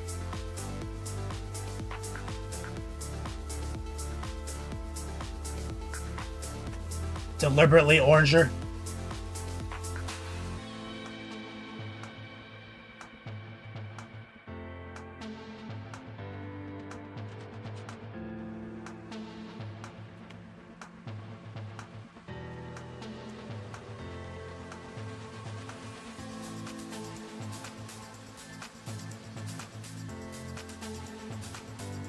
In my opinion, this is still easier than painting it with metallic paint. Because I never feel the pressure of fucking up here.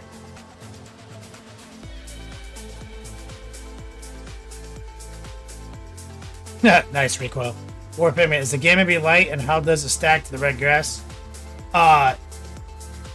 It's much cheaper. You can buy two for the same price, like for less than one red grass.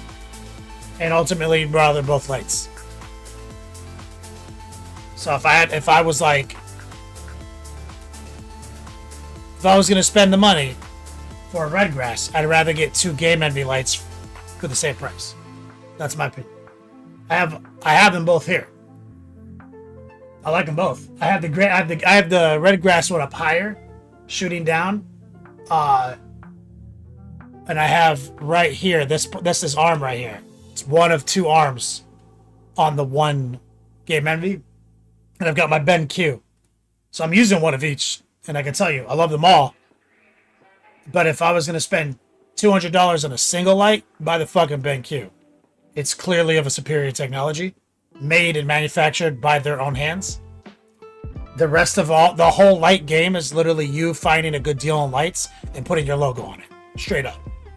Like, no one invented some new fucking light. Like, a miniature painting company didn't invent some new shit. You know what I'm saying? So, how much is their logo on the light worth? In my opinion.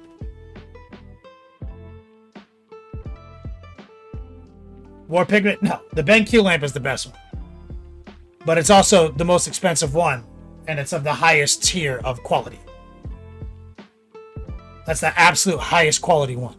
But the Game Envy one is real fucking solid. Like, if you were gonna, because again, I think their bundle deal, correct me if I'm wrong, is like $180 for 2 lights. Or cheaper. It might be less than that. Someone correct me. They have a bundle savings. Buy 2 lights, which is dope. One on each side of your desk. Oh, the lamp's hot? No. It's $160, professional competence. So $160, you get 2. That's the deal. Recoil, didn't we just go through this joke? Oh, at the very least, they're not making the lamp. Redgrass isn't making the lamp. Game Envy's not making the fucking lamp.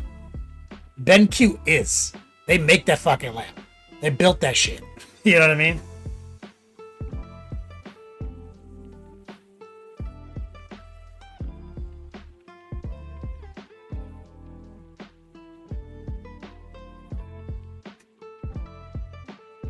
Go boy, you got the 2 lamp deal.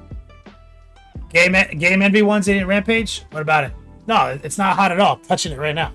Literally fucking ice cold. Okay, since I'm on this annoying piece right here, let me just grab a little bit more of the ochre. And let's just kind of finish some of this out the way I know I'm going to end up painting it.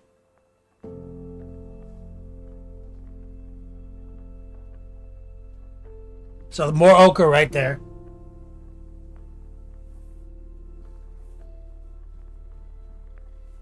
I'm going to go back to the original mix right here.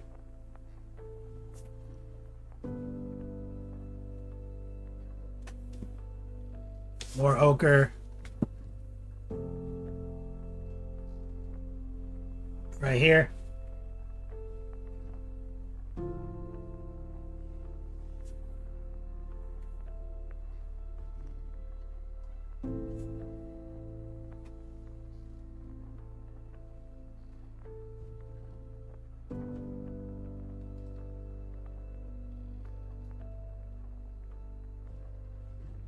Right here.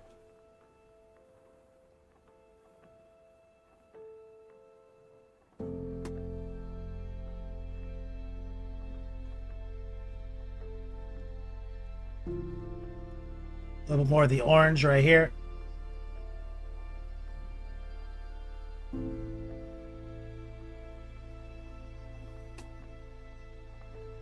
So I'm just kind of doing a quick bright, dark, bright.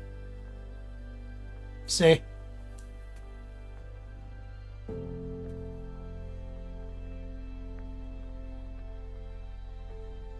Sir Crow, I love the R9. It was an investment for sure. Yeah, and I'm not saying the R9 that the Redgrass doesn't deliver. It does. It's just, I think the price tag is a little inflated. The BenQ costs the same. I mean, the BenQ is so fucking high quality, it's ridiculous.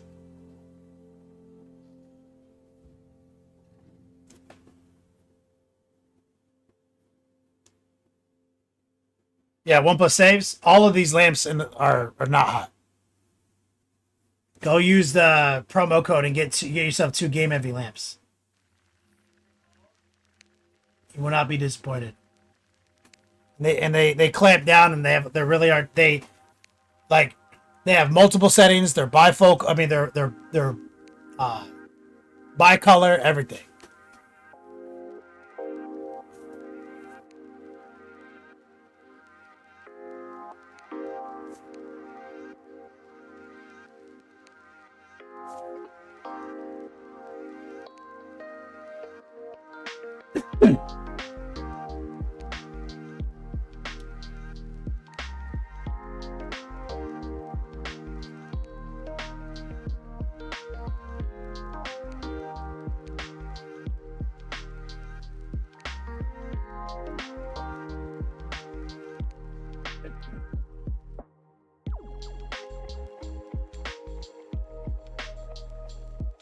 Excuse me, guys. God.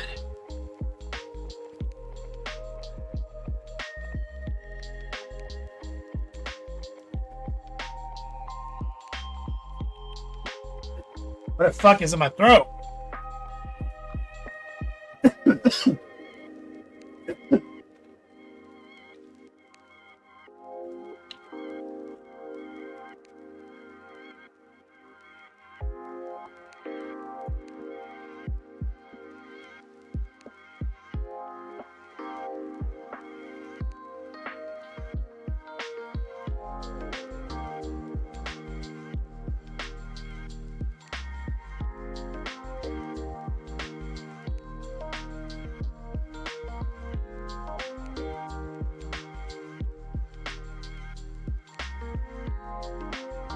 Like I said, I just want to bang a bunch of that prep work out. Because the next time I come back to the shoulder,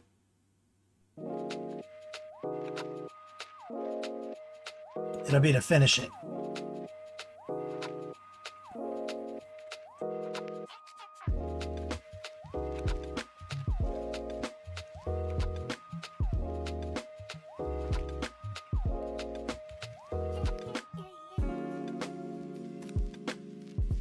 Let me rinse my brush. Let me go back to the pin wash color because I did fuck up a little bit right here.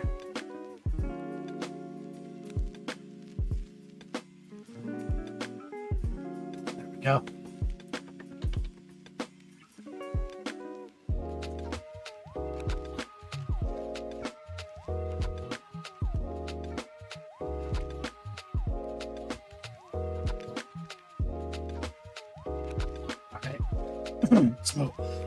Let's move down. Yay, look at this.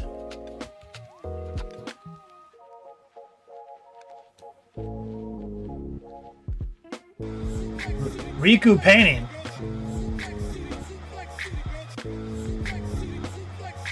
Let me get some love in chat right there.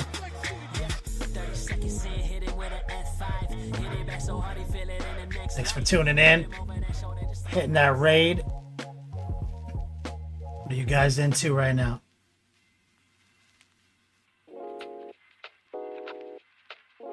We're in here painting burnt orange and yellow ochre on trim. We just airbrushed this guy up and now we're trying to lock in. We did a quick pin wash, but now we're trying to lock in this base coat on this trim real quick. Using high opacity, low moisture. A lot of stippling and heart pulling, and 18-0 synthetic brush. Always be rotating. Burnt orange, Monument Hobbies, yellow ochre, Riku. 1+7 says their hobby holder is out of stock on the purple and green handles. That sucks, man. Those are the best colors, obviously.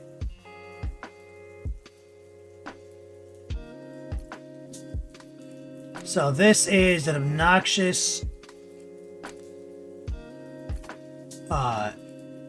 way to paint the model. There are definitely easier ways to approach this.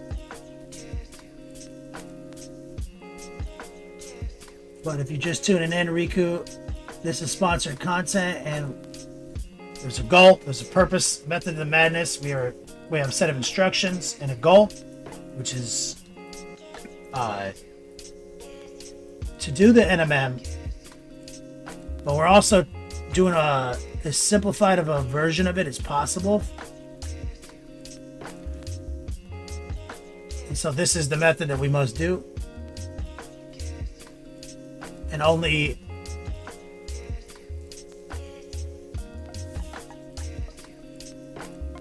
these Berserker style armor models that they have now are so trim city. One of the ways to speed this up would be to kind of disregard like the whole transition game with the airbrush, because we have these subtle transitions built into even the smallest panel. So like consider that a wasted step. Just, you know, Phantom Red super fast. And so he's the writer, Riku. This is the first installment. Spray Gunner sells Monument now, Sir Crow. That's awesome. Daddy Bibs, yep. Chaos bullshit, dude.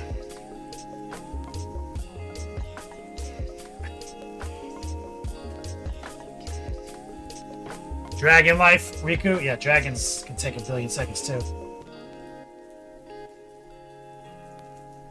So high opacity, low moisture is the key. Always be rotating, looking for the best angle.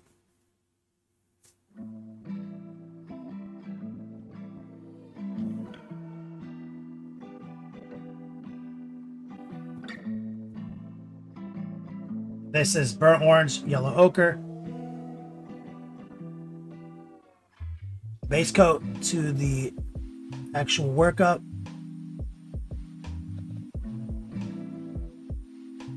Doesn't need to be perfectly opaque either, because there's more steps after this. And it looks really time consuming to a lot of people versus just using gold. But right now, if we were doing gold paint, we'd probably be painting like a darker gold, right? Try to be perfectly precise, exactly like what we're doing. Only difference being that if I got a little of this burnt orange and ochre on the red by accident, I could basically wipe it off with water and patch it real quick. But when you do that with gold paint, you guys know what happens, right? You get metallic sparkles all up in it. It's kind of there forever until you repaint the whole section. So your butthole's puckered the whole time and you're doing it with gold. So this is low stress, comparatively. But also, are you going to do it gold, dark gold, and then like kind of highlight it with a brighter gold? Or are you just going to do one gold and walk away? Are you going to do a gold and then a wash? And then an edge highlight? So that's at least 3 steps. It's not much different.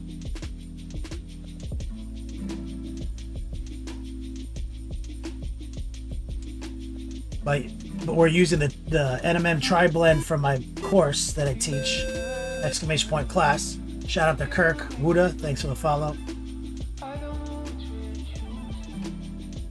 And we're using a very shelf stable set of yellows. We're using burnt orange, yellow ochre, and warm flesh. Just a 3-piece installment. We haven't even used the flesh yet here. This is just the combination of the orange and the yellow. You get a lot of stick from the burnt orange and the ochre, so it goes down real easy.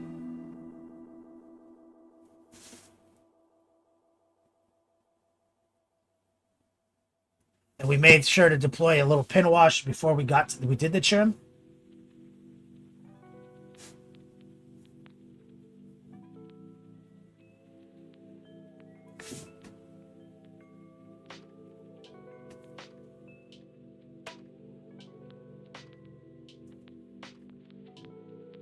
Oh yeah.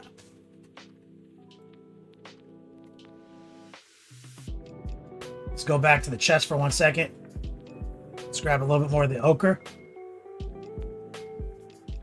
And let's just paint this top section more ochre rather than burnt orange and ochre. Same thing over here.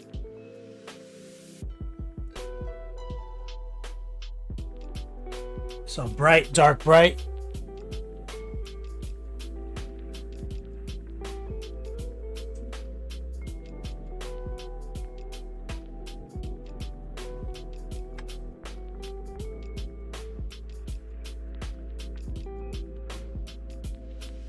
Put it right there.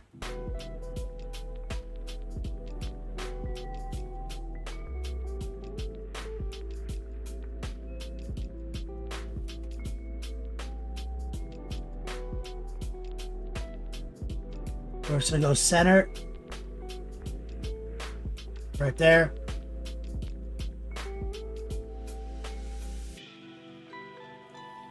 Right there.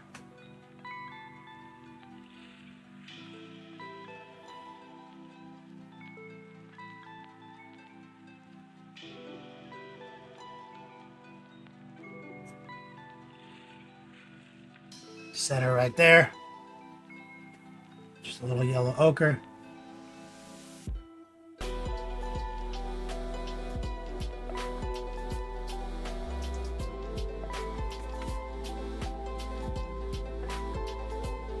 So just doing a little bit of ochre maintenance in real time. Right here.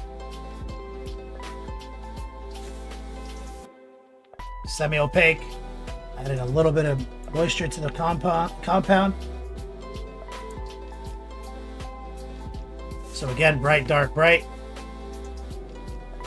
We're gonna go center up here.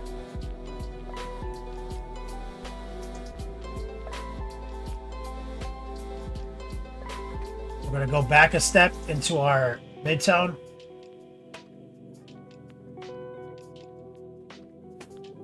Touch of orange with some moisture added.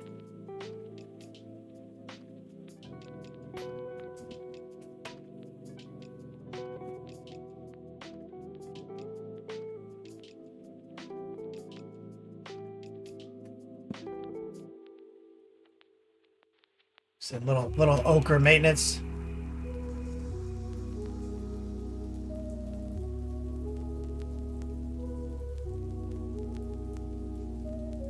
We're gonna go center right here.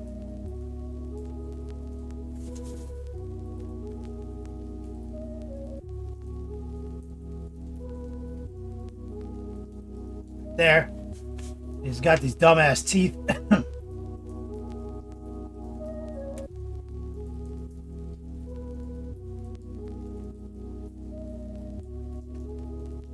We're gonna go center.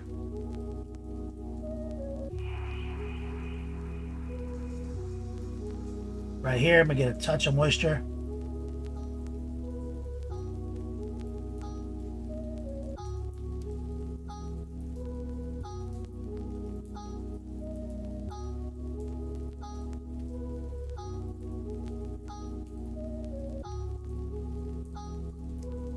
Izzy, you hate building push fits?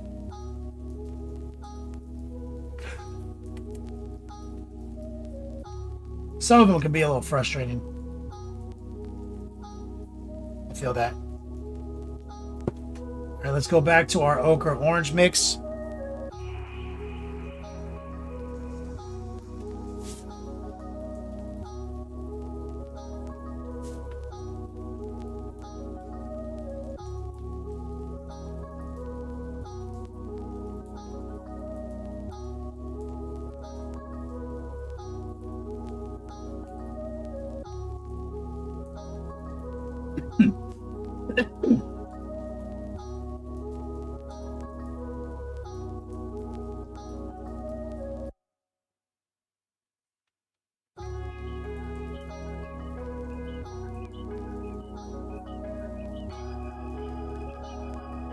If you're just tuning in, we do have a dice dump in July every Friday.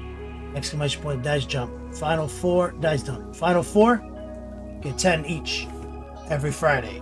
You can win it multiple times. These are our 200 Baron of Dice exclusives. Not for sale.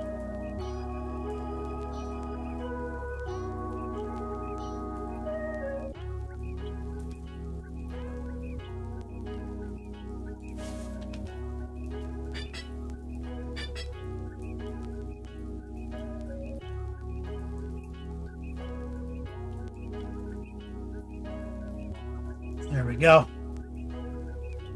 So we got the top mostly sorted. So we're going to set up to do a whip session. Let me close the web palette off, guys. Exclamation point whip if you're new here.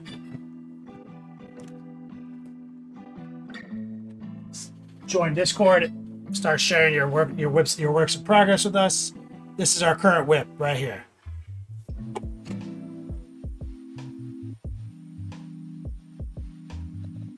Let's see. Getting blown up.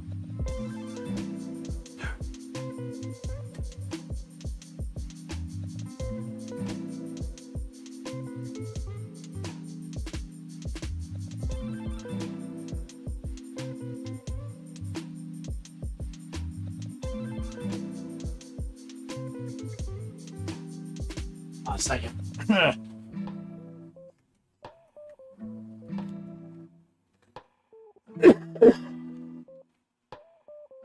Let's kick open Discord.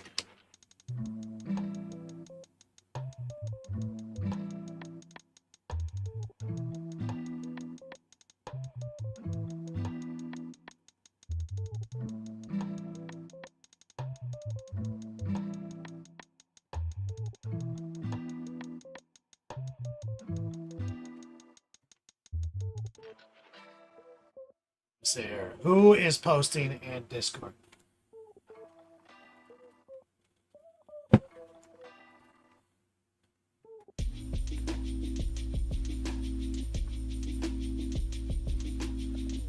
What is today, the 12th? Sir Crow posted.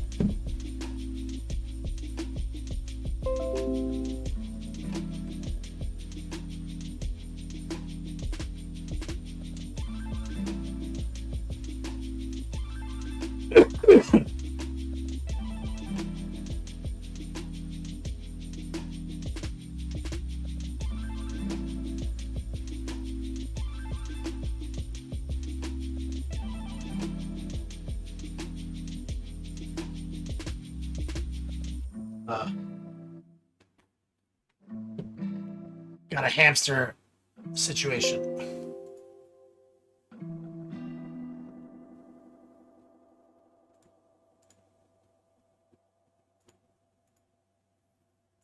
All right.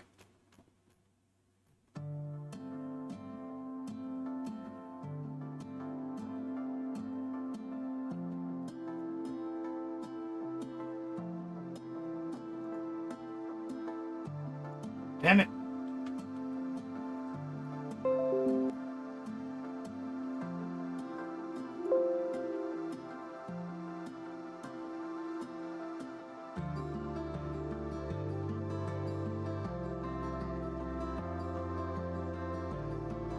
There we go.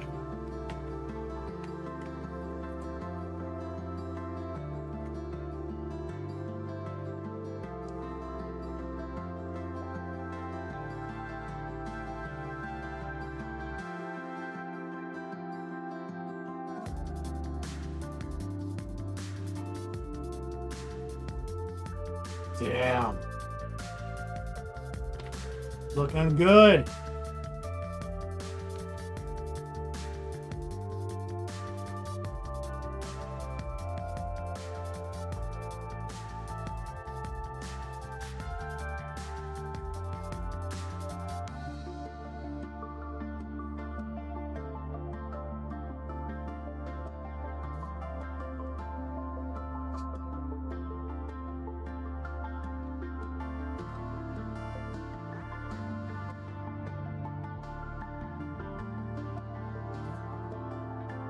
Take a look.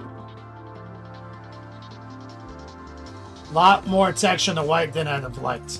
What? Like, where did the texture come from? Your paint or from the model?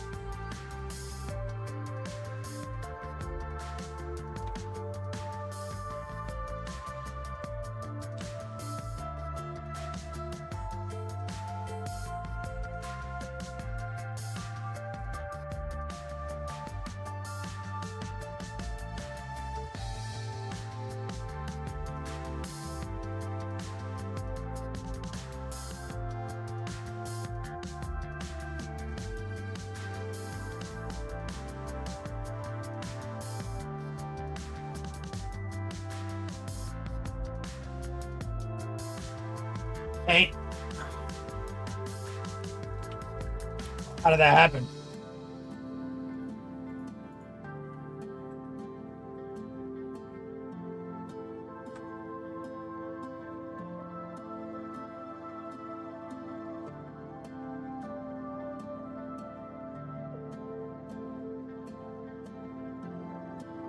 Yeah. It looks terrible. What'd you do?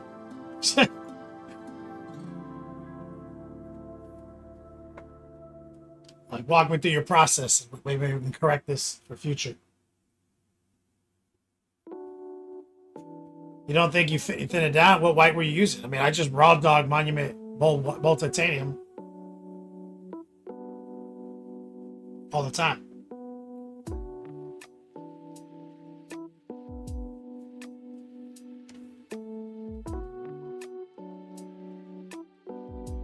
Were you trying to build it up over black or something? You had to do like and it just wasn't working?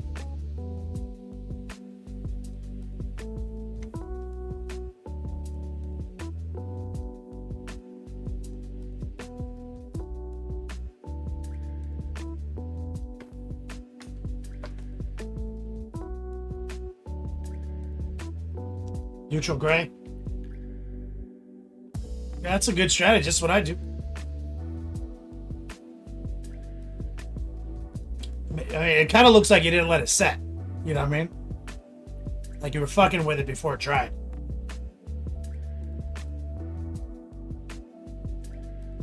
A lot of times I'll do like, you know, neutral gray and white mixed together, lay it down, then subtract. But you gotta make sure it's dry. Like usually when it looks like that, it's because it wasn't dried yet.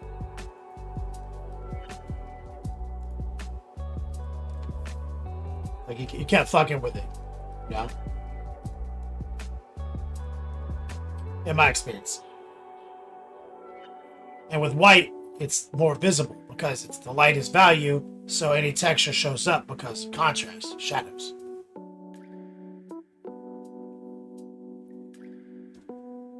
Which is why, like, oh, white's hard to paint. Yeah, you don't even have to blend it, dude. Just subtraction. It's just cell shading. Probably what happened. You probably try to like wet blend it.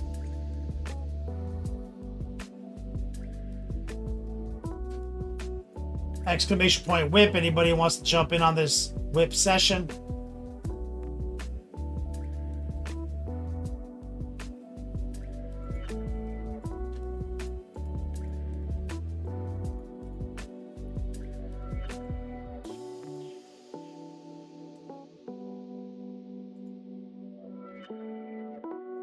On this July dice dump.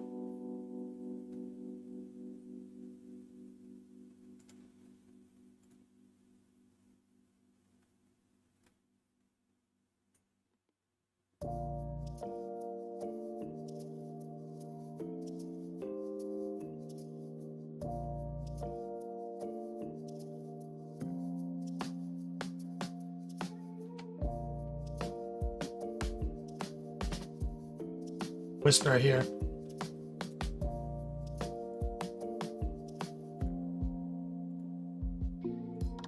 Facebook DM. Sci-fi white speaker. Kingdom Death. It's definitely a wild. The Kingdom Death models are wild.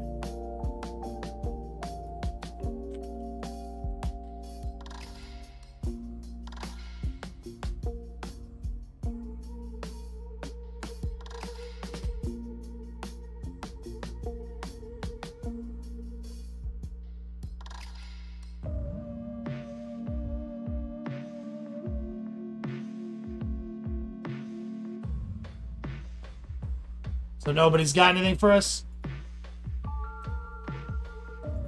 I get it.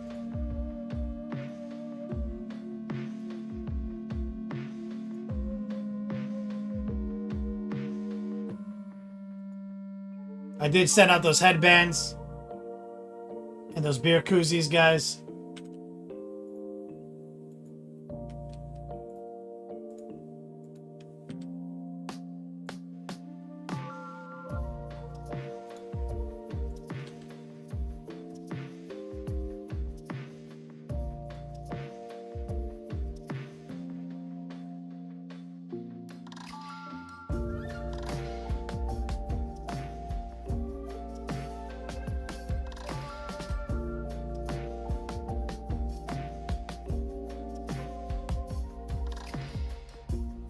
Try to find.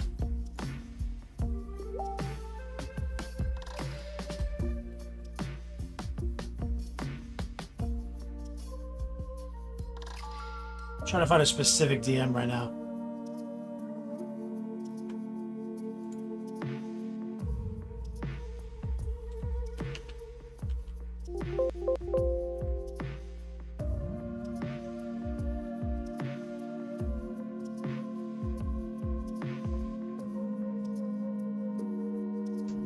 Angels sang out in an immaculate chorus. Down from the heavens descended Chuck Norris.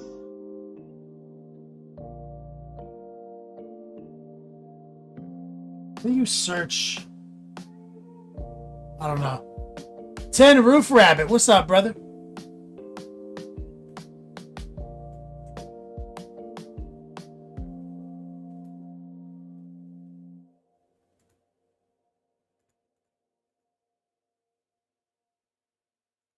So, nothing on our whips. We're just doing a whip session right now, 10 Roof. I think I'm about to go back to painting, though.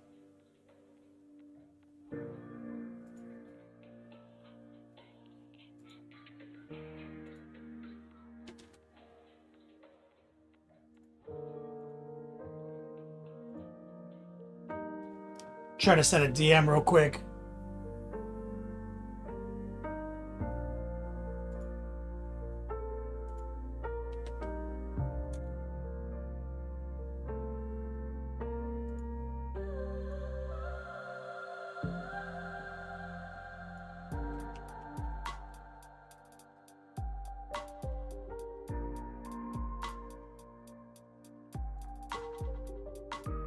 DM to Waldo's because he said to remind him.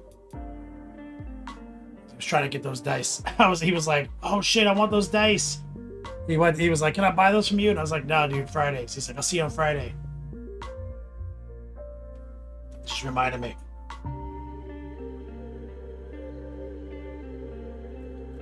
Exclamation point whip. No whips. Nobody painted this week. That's tight.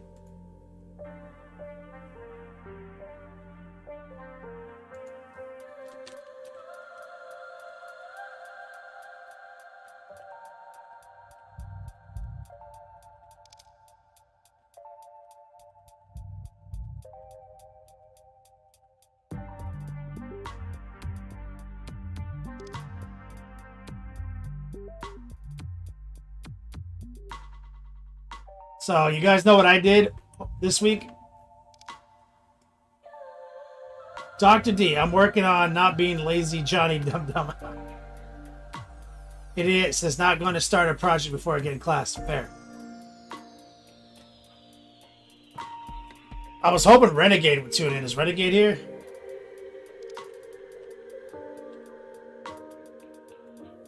Because he's my Street Fighter guy.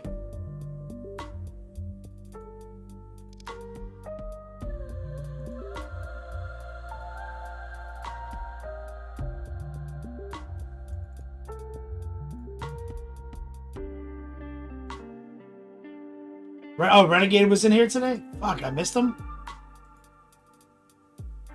Damn, he's gonna be so butthurt if he sees this replay.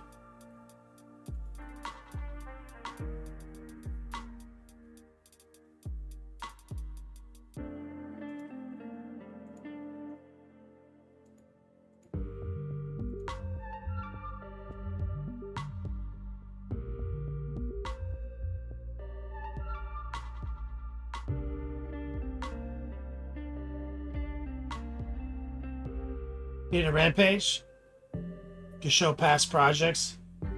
It doesn't mean much since we're going into lessons here in a minute.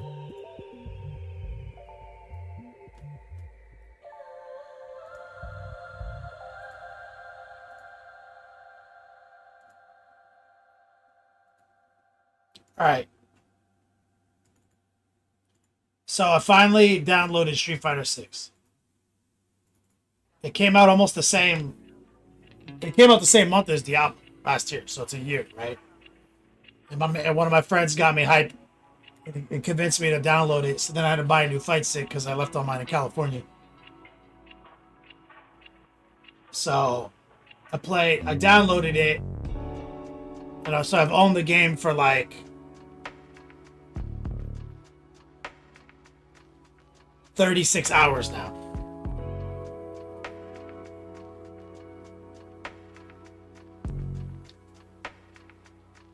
OnePlus7 says not playing Diablo 4 is a trash. Yeah, fuck Diablo 4. Worst ARPG ever made.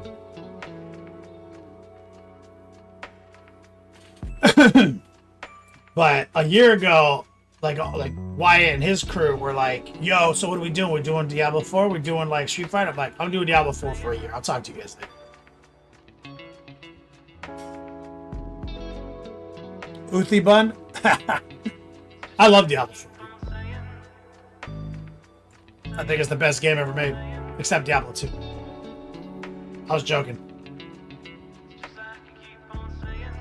I've loved every season, every patch, every update. I played the closed beta, the open beta. But, you know, you can only ride out a season so long.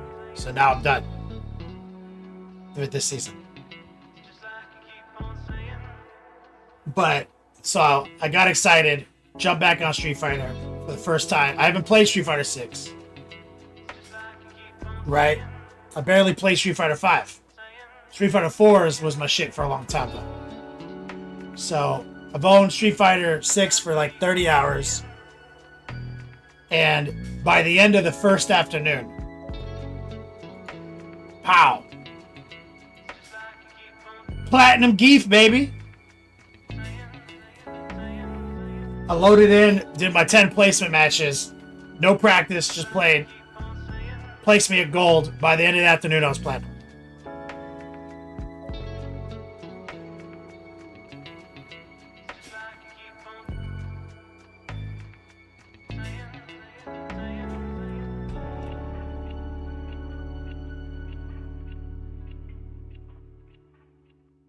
So, Geef is back, baby. Griefing with Geef. Look at that. 3-win streak right there. Fucking in platinum. So I ranked. This is like right when I ranked up to platinum. I'm 2-star platinum now. I don't even know how to play the game, dude.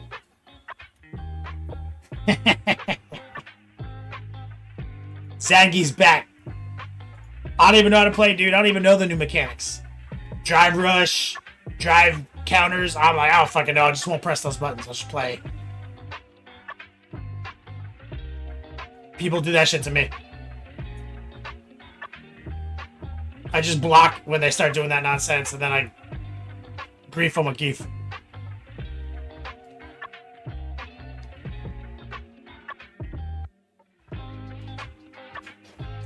Yeah, I don't know. Yeah, so I haven't even begun to explore Dr. D, the new Street Fighter 6 mechanic, right? It's like a parry. It's kind of like the Street Fighter 5 mechanic, where everyone has like a unique thingy and then an activation thingy, right?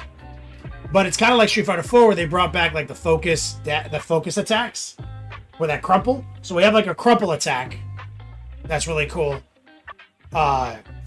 just like Street Fighter 4, and we have a parry, but the parry also can be like canceled into like a dash.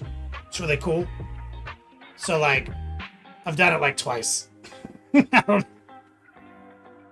I was like, I don't know. I'll figure it out later.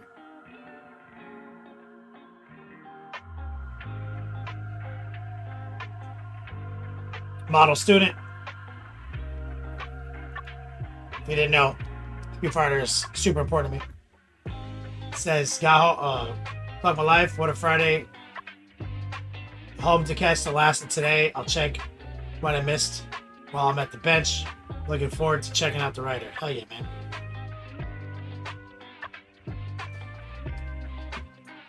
Dr. D says, need an old hardcore joystick, button, smash type controller. You like this? Yeah, man. I had to buy a new one because I left all 3 of mine in California when I I had an old tournament edition, Tournament 2 edition Street Fighter 4 that I built myself. I had a Hori, and then like a newer one from Hori. Like, but this is kind of small for me, but like it's $50 and Amazon had a good rating. It's good. I like it. Mayflash. It's solid. Little small for my hands and my lap, but making it work.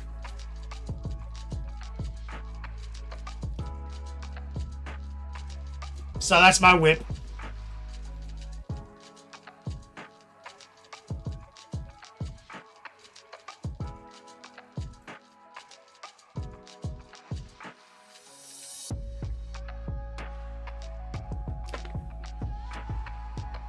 Dr. B. So, Sep Niku says, "Oh snap, we're gonna some World Eaters. I just bought 2 boxes of the Demons Combat Patrol since it's all corn demons. I was lifted a Scar brand, so I jumped on it. You were gifted a Scar brand, so you jumped on it. Hell yeah, man. Well, let's jump back into it. We've got about an hour left. Building 68 models. Beast.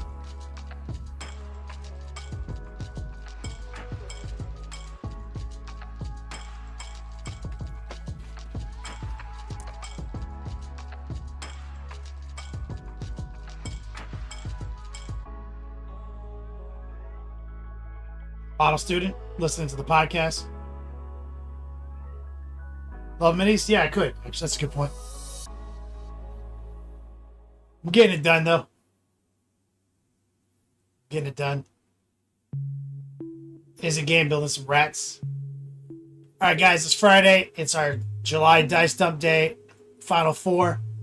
Right now, all you got is Templar to contend with. All 4 names that make it to the top get these secret dice. Thanks for sharing, Sir Crow. Staying busy in the Beats Lab.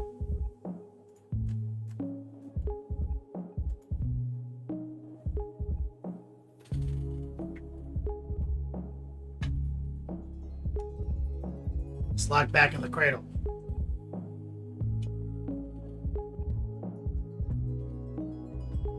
Ugh.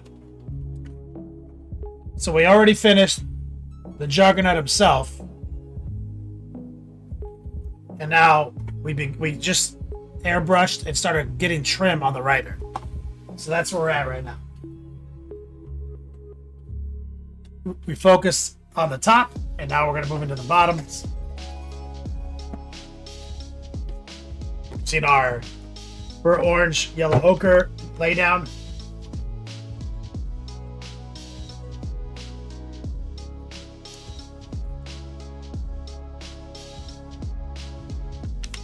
Oh no, was my sponge? What's going on here?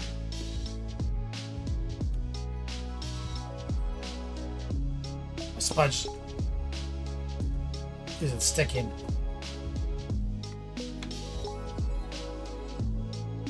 What is going on, sponge?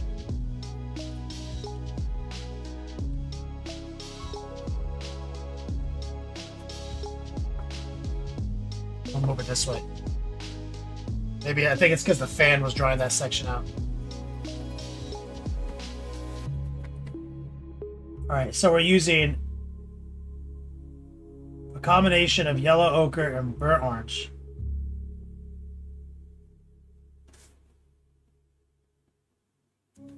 And now, let's move down to the legs. I'm going to lock in with a little heart pull right here.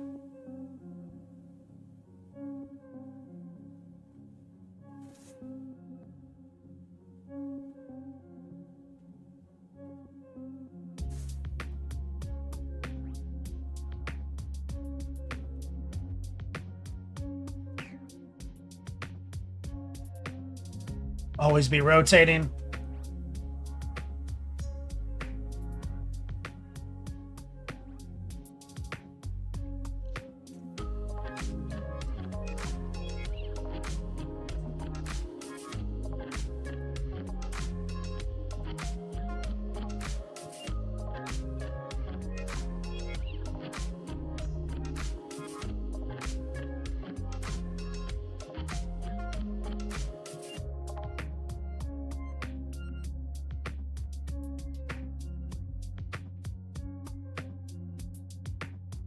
Go. Rotate. Pull back to your heart.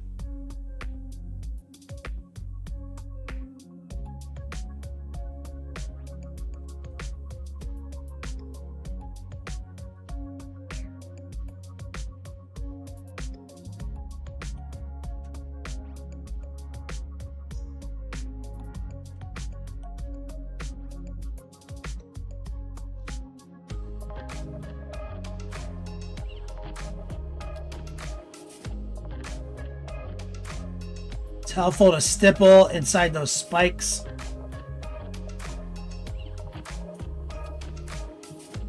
There's a little strip of trim right here.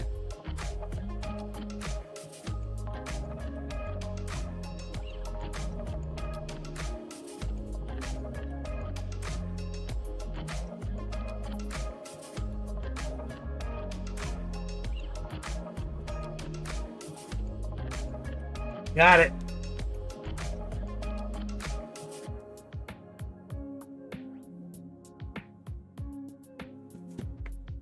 This little piece right here.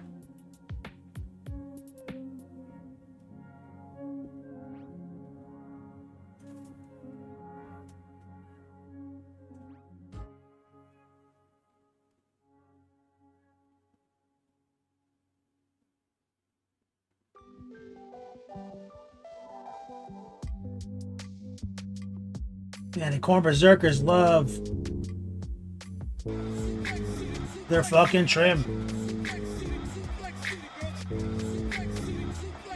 Yo, we got Monument Hobbies coming in for that raid. 30 seconds in, hit him with an F5. Hit it back so hard he feel it in the next life. Put him over that shoulder just like a knapsack. I get some hype in chat right there. What are you guys up to?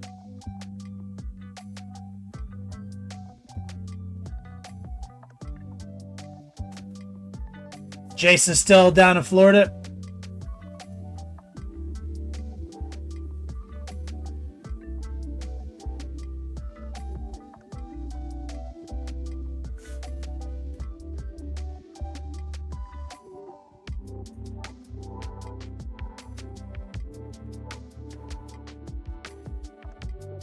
He got back on Wednesday.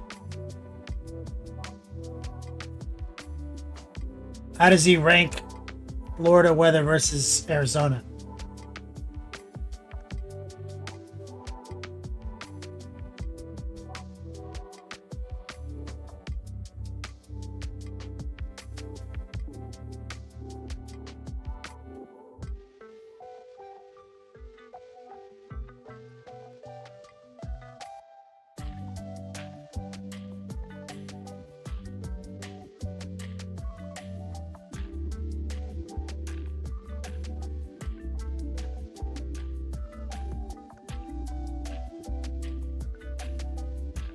He says it wasn't too bad. So even the humidity was better than our blazing inferno. Yeah, that's what I was figuring. I was like, you guys are notoriously preposterously hot. Like, Arizona is notoriously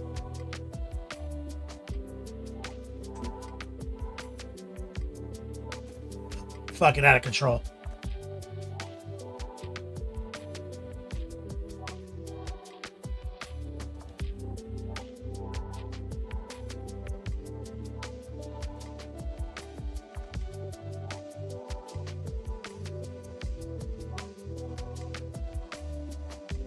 So this is just a little burnt orange and yellow ochre. High opacity. Raw dogging it.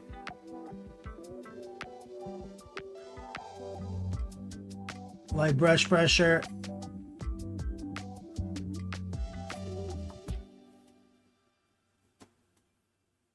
Damn, he's got a whole symbol of corn on his calf.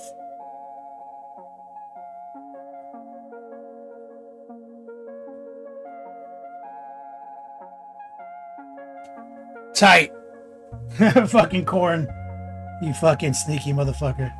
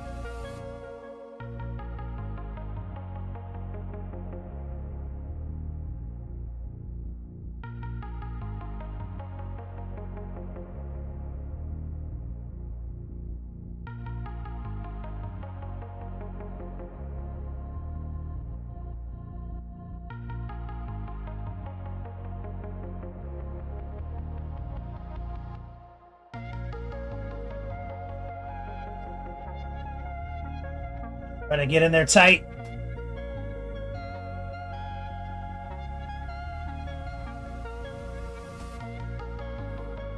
Kind of one and done. High opacity strategy.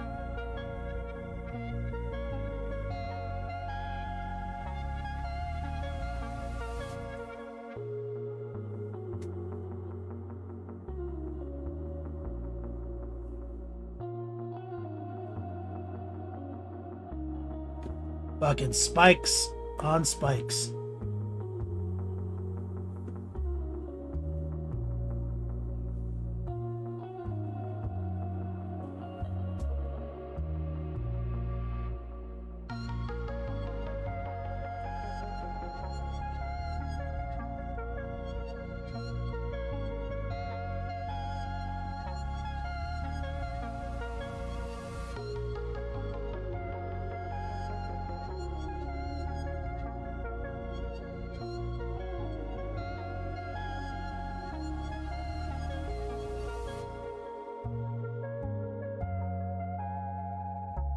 Try recoil.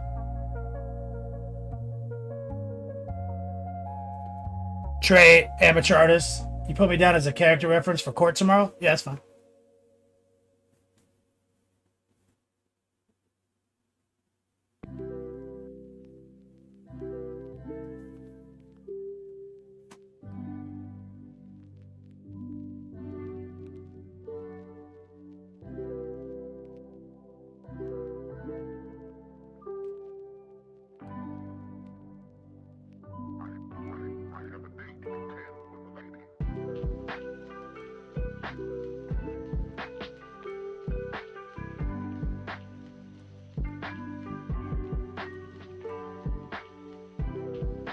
Let's grab a little bit more yellow ochre. Kind of yellow up these little spikes.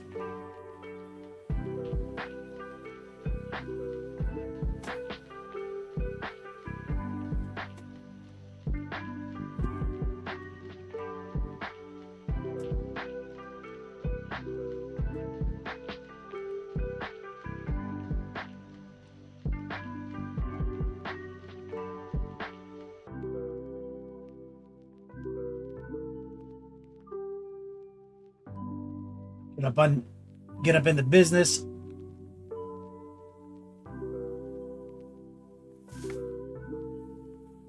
God, this foot is out of control amount of nonsense.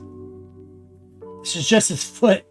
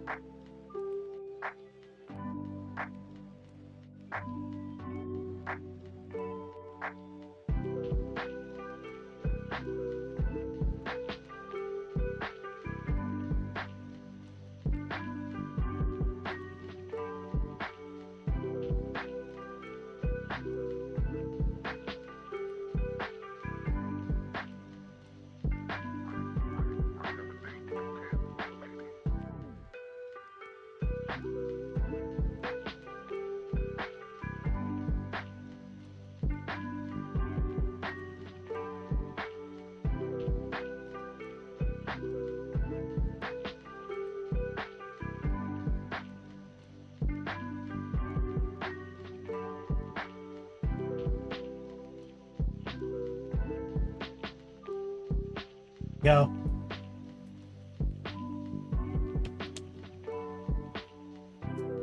So he's got these stirrups in here too. And I had to clip him down so he fits on the rider.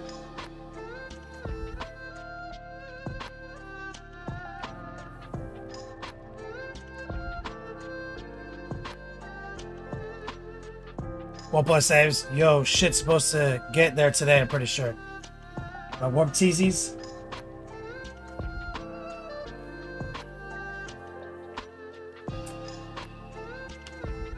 I guess I should paint this whole thing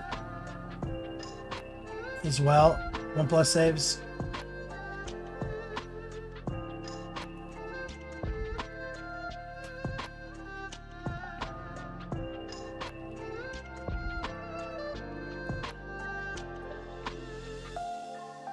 I have no idea. Are they painting the little world in there like a world, or are they painting it gold? 1+ saves. Can you give me insight?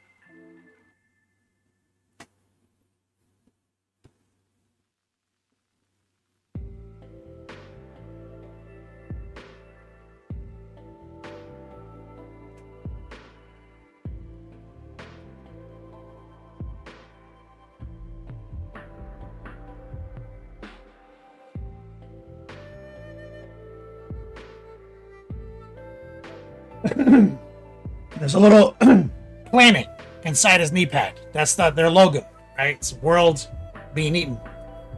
What are they painting that shit in there?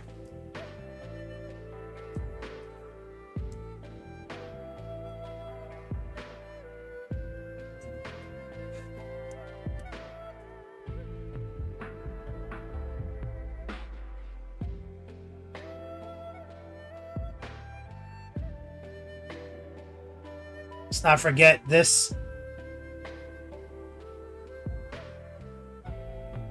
He's got those punk soles, spiked shoes.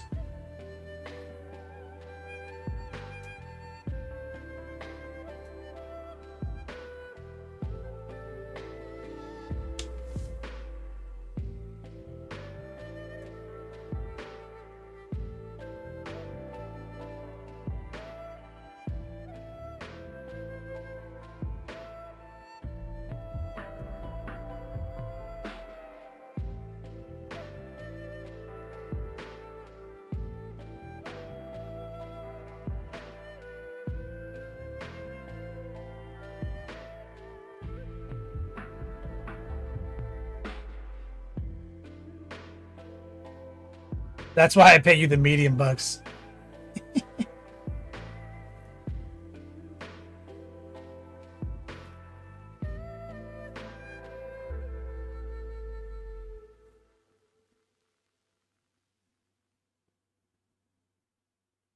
Someone look up. Isn't this the corn? Isn't this Lord Avocatus?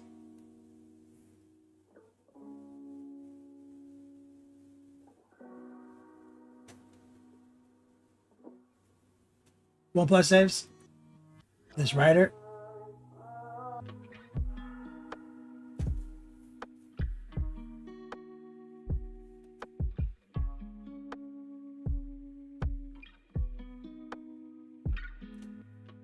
This is the right. Oh, they make an actual Juggernaut Lord? They just make the straight up model?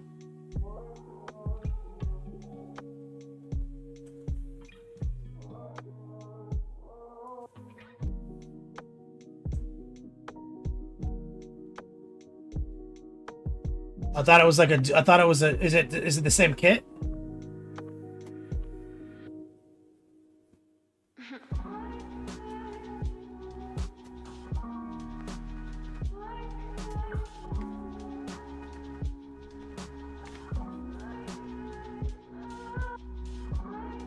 So, somebody pull it up on the website for me and tell me.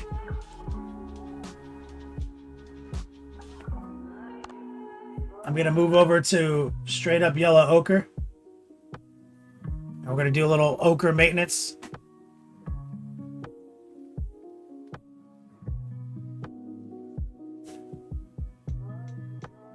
Right there.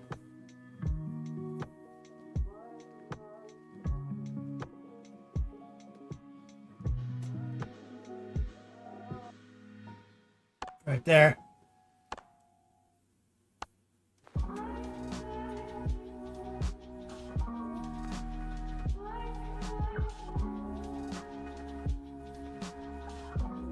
Straight up yellow ochre.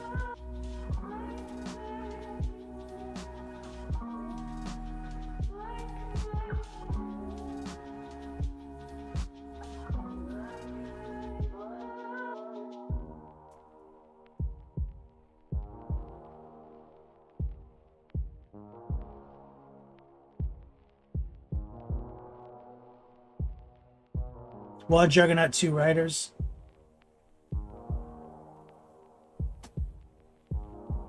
Gonna go right here.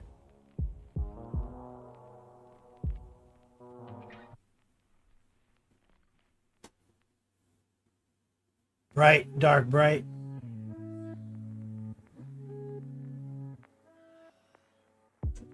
Here.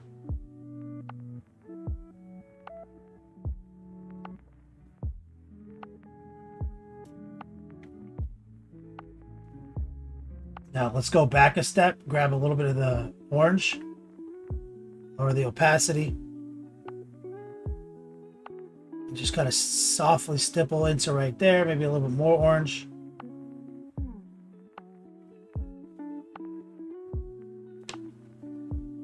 So you got that bright, dark, bright feeling right there.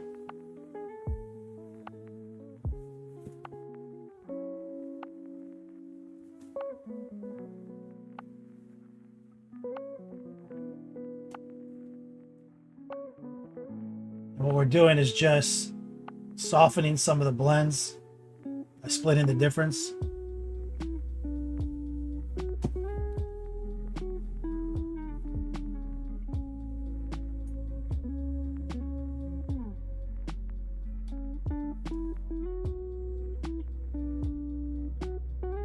A little bit more of the orange.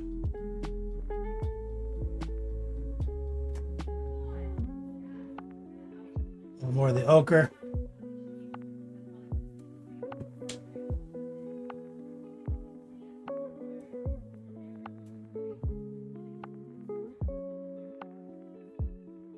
Split the difference.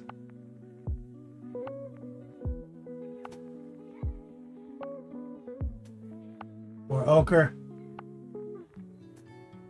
Let's go top right here.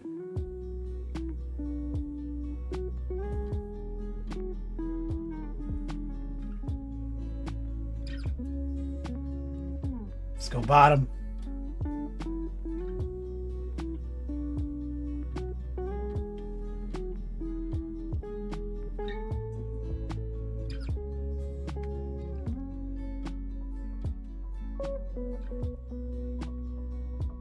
Add a little orange back in.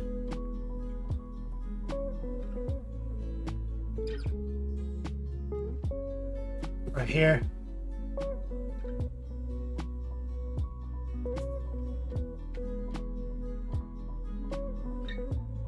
That's just the ochre maintenance, right? We haven't even brought the super highlight in yet. Let's go back to our pin wash solution. Rinse the brush a little bit. We got about 30 minutes left in today's dice giveaway, guys. Exclamation point dice dump if you want in on this. Rare collectible. Only 200 made. Baron of Dice dice. You can't buy them anywhere else. It's our summer seasonal. Get into it as low as $1 right now.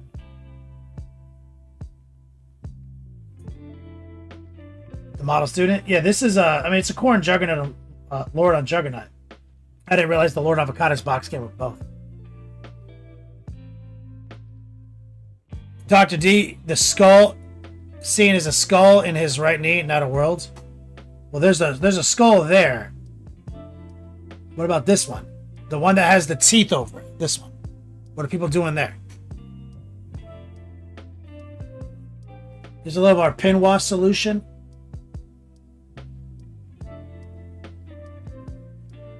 Fucked up a little bit right there.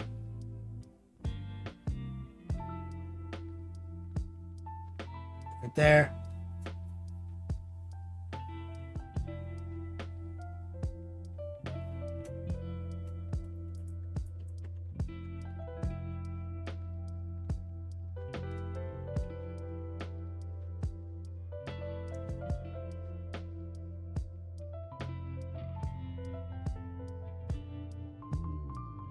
So you think they're just doing a goal as well?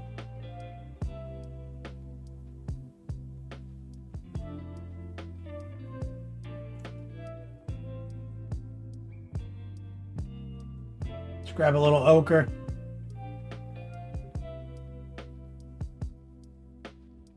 Front.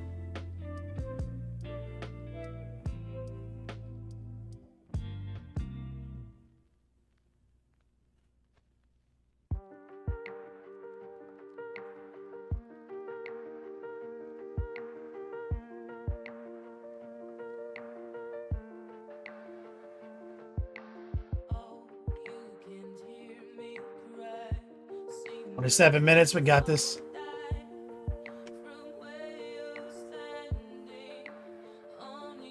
Ochre plus orange.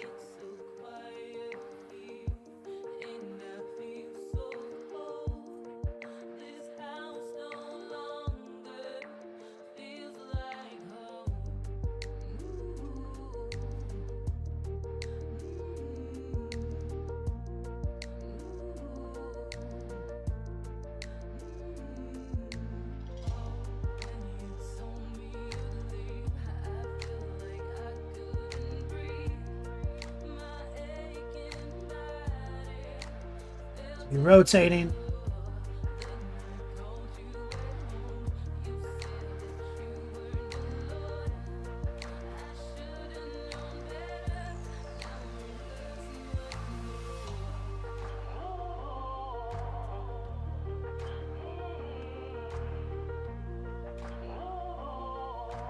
Here.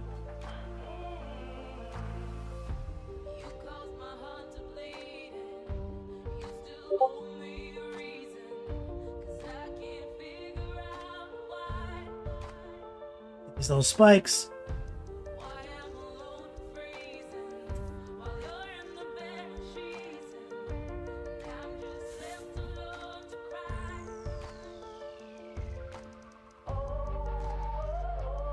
Light brush pressure.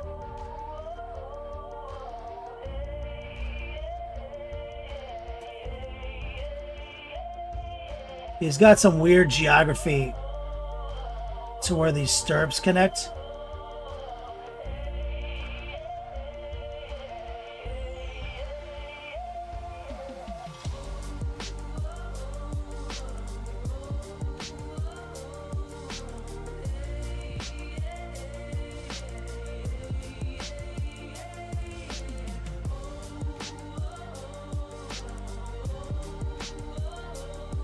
That's right, recoil.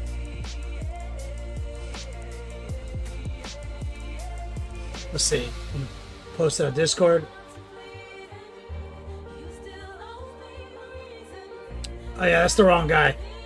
That's the other writer.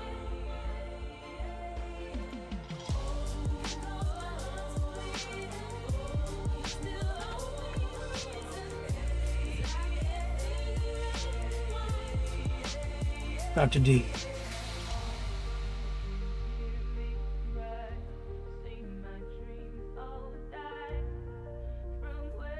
That's Lord Avocado.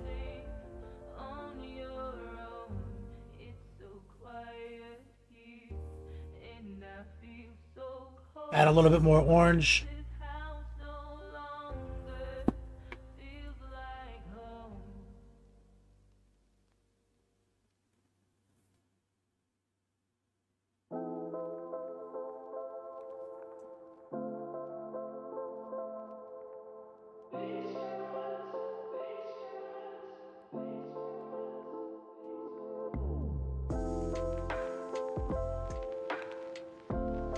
It's the same model.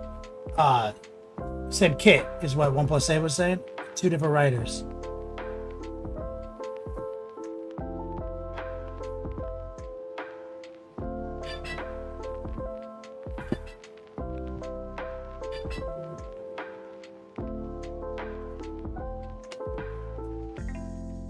Let me check real quick.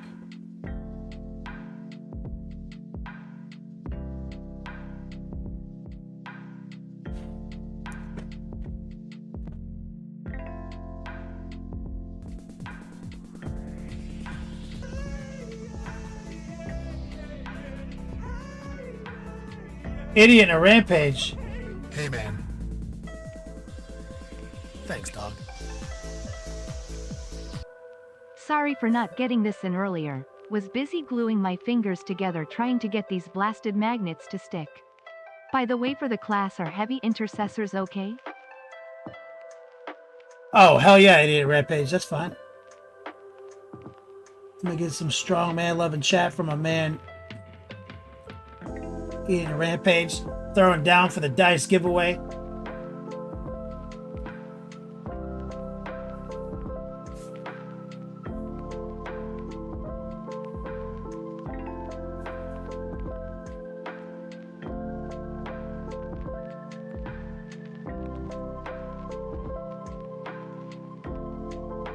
So this other joint right here is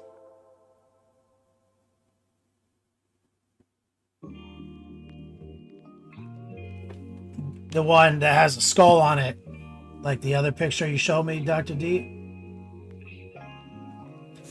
And it looks like I'm kind of messing with it to see, because it looks like it has a case, but then it melds into the skull, so they're the same. It's the same architecture.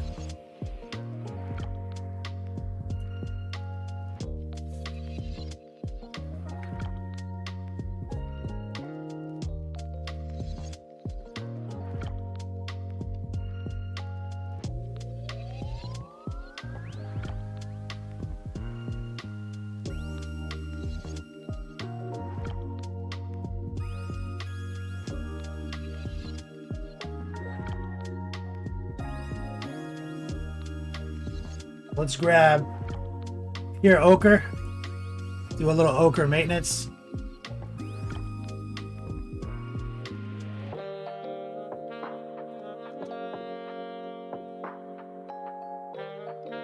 Right there.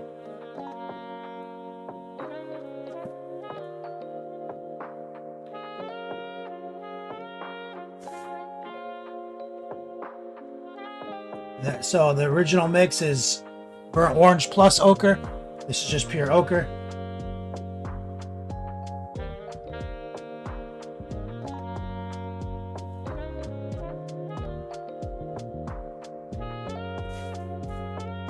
Bright, dark, bright.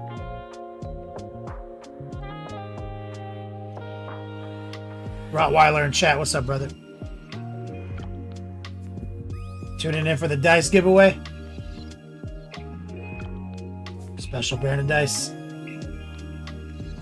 Collectibles. Only 200 in the world.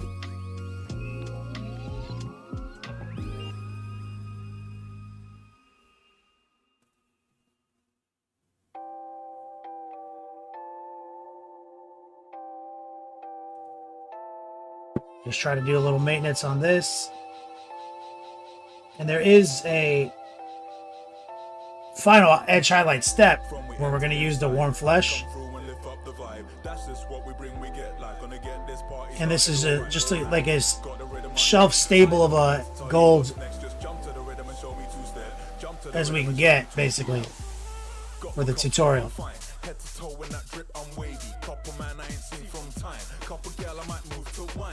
If it's no crime, would you let this one dance be mine? But even if the stars don't align, ain't no way I'm gonna lose my shine. It's pure vibes on the floor. You got drinks, a little bit right here on the tip of the toesies. We ain't rich, we ain't poor.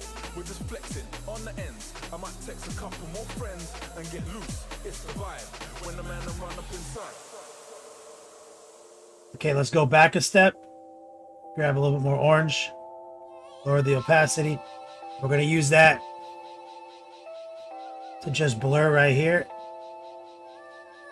From we enter inside, I come through and lift up the vibe. That's just what we bring, we get like. Gonna get this party started alright all night.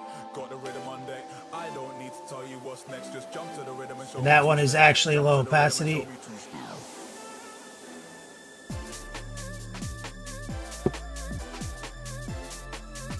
Well, you don't need to do a lot of blending here. It's not required at all to make this look good. Rottweiler, did I miss something for you? Let's take some ochre.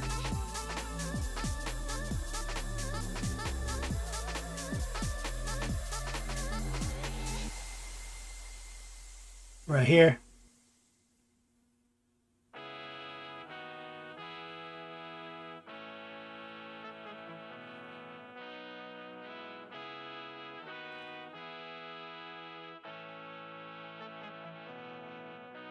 Started from nothing, we did it, we made it, we turned into something. I said what I be, but they ain't believe, they thought we was bluffing. You give what you give, I gave it my all, now we grab a little bit more orange.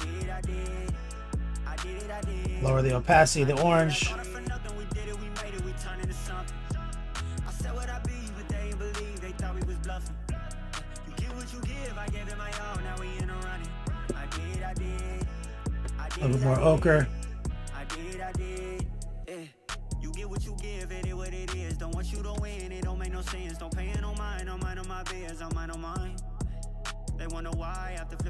last win out of the eye. I wonder why.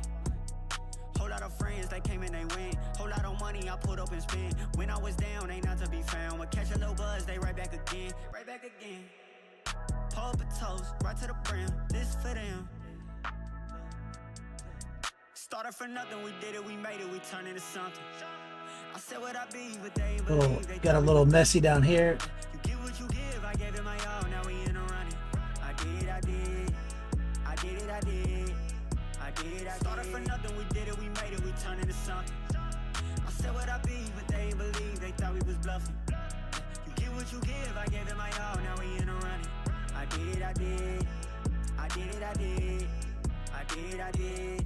Remember they used to doubt the boy. There. Remember they used to doubt me. And as I've proved on the actual mounts, there doesn't need to be a whole hell of a lot of blending going on here. We just need to be working bright, dark, alternating concept here. And then once we come in for a little bit of crisp and chai lighting, it will lock it in. But you see the ochre and the burnt orange are doing some real heavy lifting here.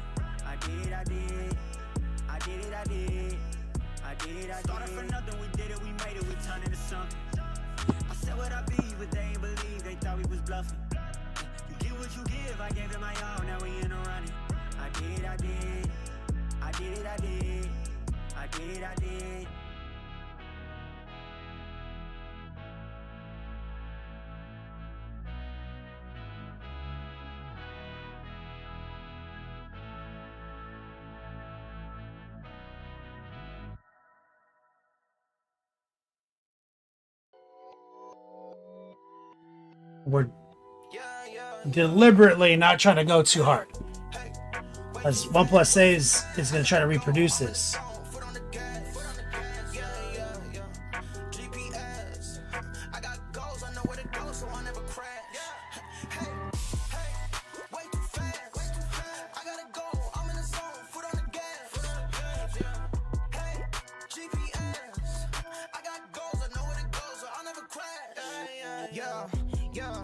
I'm in the end zone. Where did he go? You way too slow, homie. I been gone. I know you see, I got the rings, homie. I been flown. Me and the team going for rings. That is the end goal. Hey, I go beast mode. All around the world like Eco. I go crazy like CeeLo. Can't stop me like Chico's. I'm suave like Rico. Just running around doing some ochre. It's my home like Depot. Can't deny like Vito. Hey, way too fast. I gotta go. I'm in the zone. Foot on the gas. GPS. I got goals. I know where to go, so I never crash. Let's rinse it down. Let's grab a little bit more of our compound. We're 14 minutes left in our big dice giveaway. You can get on there for $1.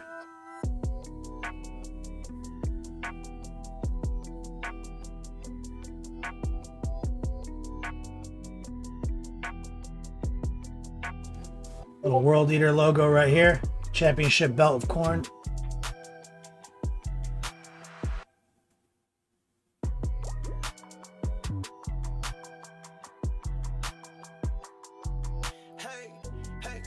Way too fast. I gotta go. I'm in the zone. Foot on the gas. GPS. I got goals. I know where to go, so I never crash. It's pretty locked in. Honestly, got more done than I thought we would. Because now it's just about getting those crisp edges in with the warm flesh.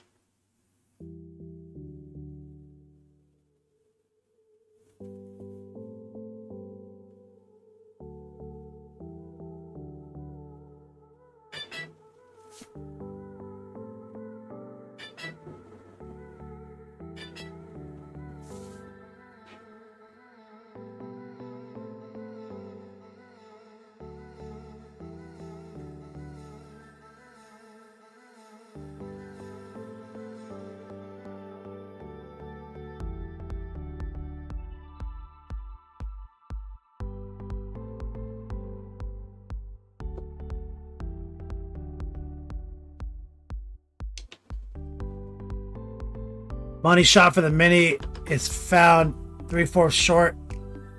Left side. I have something on the right knee pad. No world though. Let's see what you got here. Dr. D.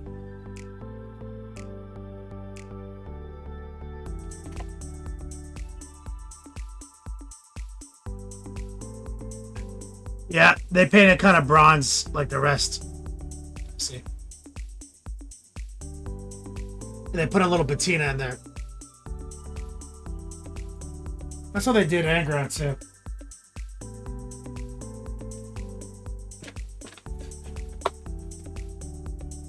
Okay, I'm gonna go back to my pin wash.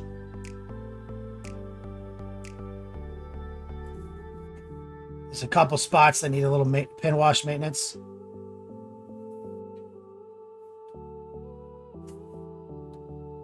Maybe not. Right there.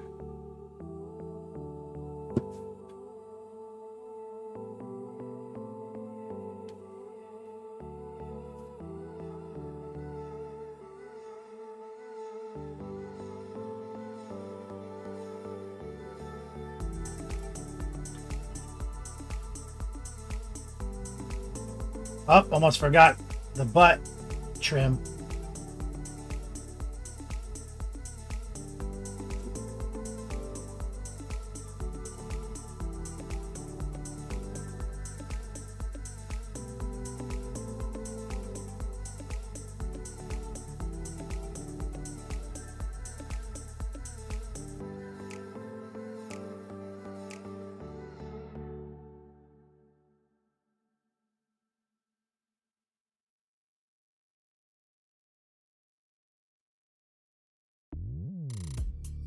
Little ochre.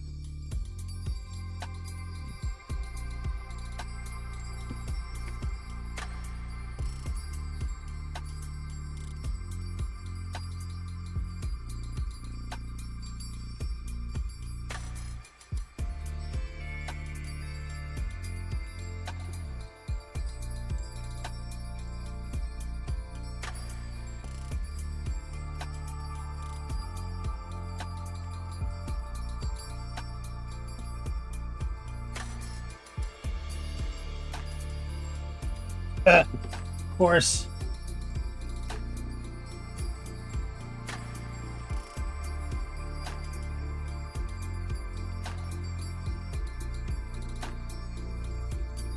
Of course.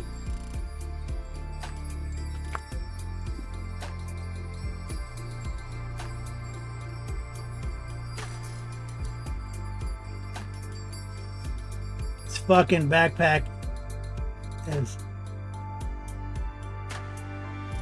straight chaos bullshit.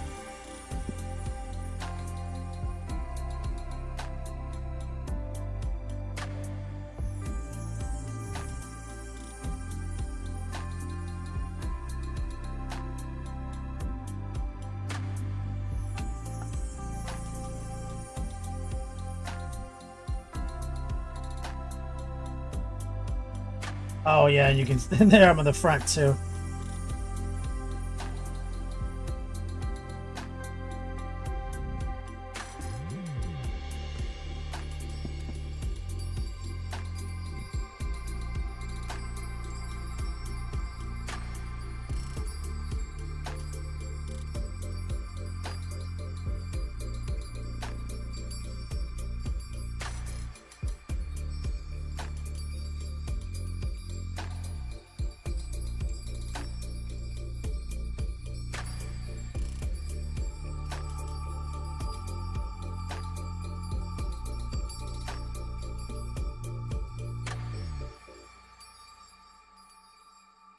The hell, corn.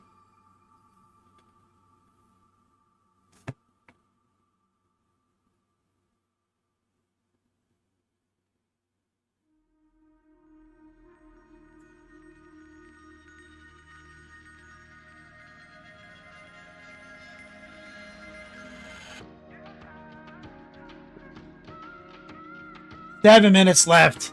2 people on the dice board. Exclamation point dice dump. Let's grab a little warm flesh right here. This is the final piece of the gold workup. Let's see. We can take a little bit of that. Mix it in a little bit with the ochre.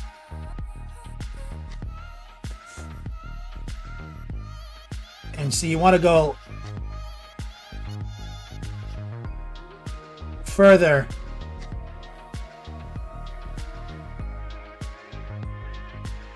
into the highlight, you see?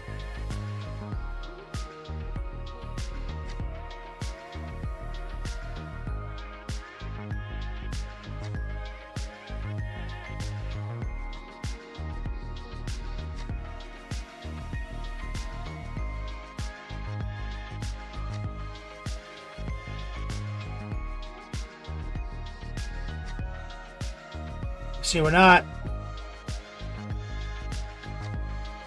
doing a whole lot. We're just going that one step further. Semi-opaque, a little wet, a little respect, and we're just going deeper into the highlight zone.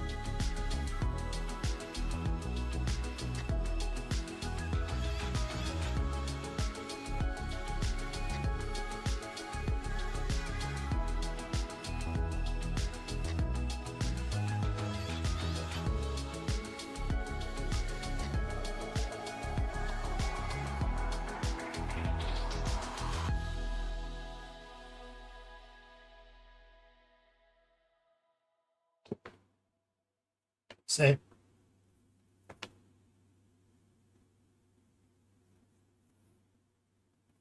And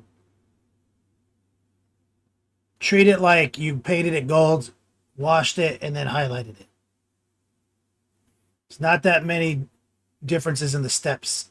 Question. What? Are we not saying phrasing anymore? I'm coming! Phrasing boom! Come on, make a hole. Phrasing boom. Tell Archer I'm coming for him. Phrasing boom and both berries out. Yo, Izzy Gaming dropping $13. He's getting up on the board right now for these custom dice. Dr. D back in.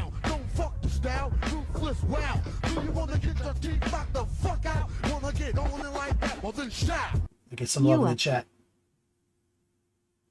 So we got Dr. D and Izzy Games on the board with 4 minutes left to get the custom dice. 1 plus 7 says the same effort or easier than regular. I agree. That's my entire belief structure is that this is actually easier than TMM, as long as you understand a couple techniques that I teach, right? Like if you're edge highlighting, a little bit of glazing, just regular ass techniques I teach. And then of course, my NMM effects class is all about the procedure, and it's very easy and to replicate.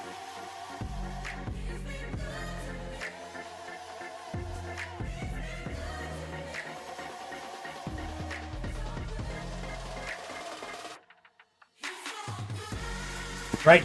It's alternating, tri-blending.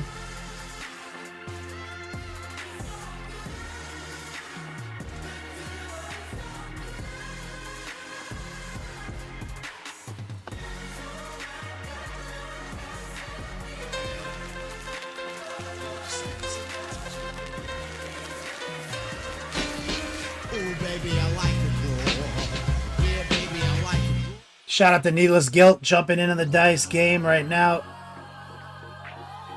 Get some love right there.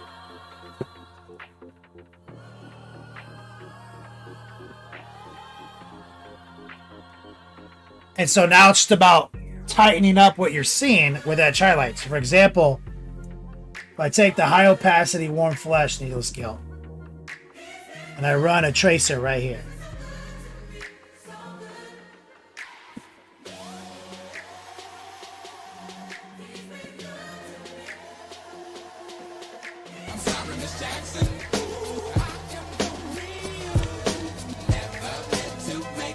Recoil.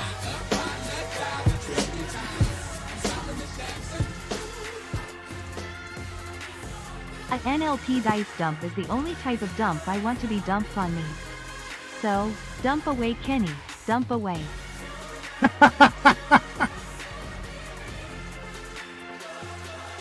Yo. Recoil, I promise to dump for you. And see, guys, I'm just doing some quick little edge highlights. And look at the game changer.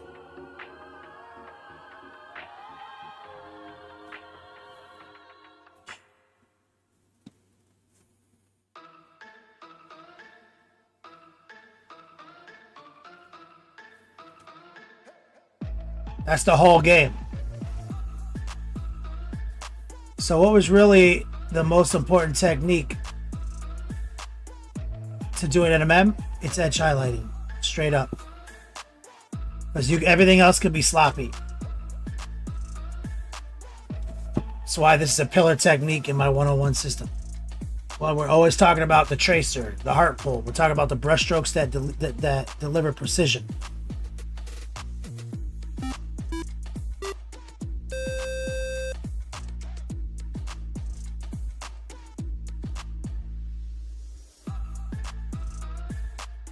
Adept, so what's up, man?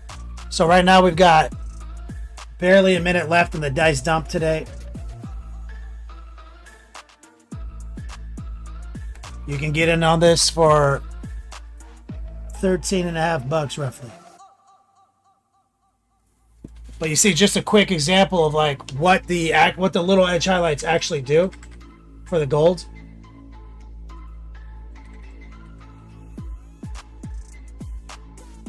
Just a couple of fucking hard lines, and look at what happened.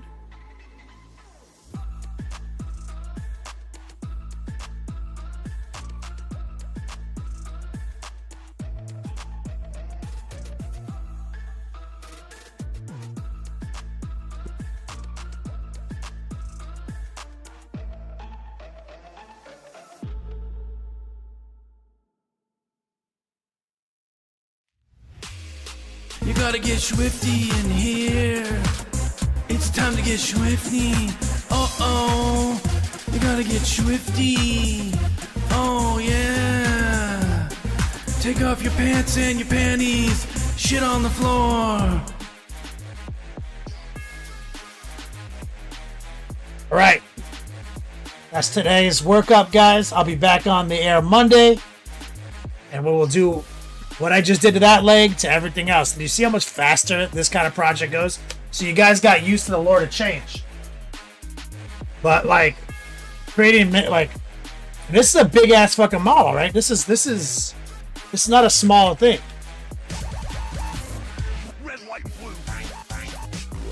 Not a small thing. Izzy, you're a little late, brother. I mean, it's gonna be needless guilt.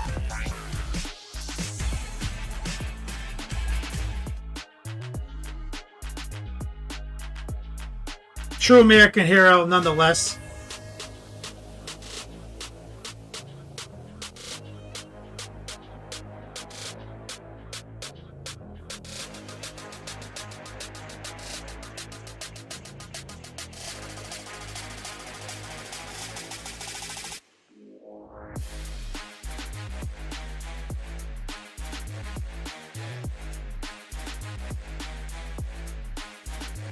I appreciate you, homie.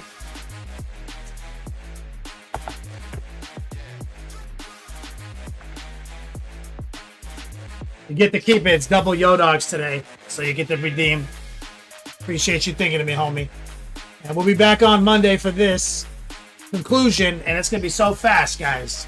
Models, like regular-ass marine models, easy as fuck to do good. Now, let's set up a raid and get out of here. And where's the raid going today? Is it going to Wicked? Is it going to Art of Mike Disney, Love Minis? She already called it out and I missed it.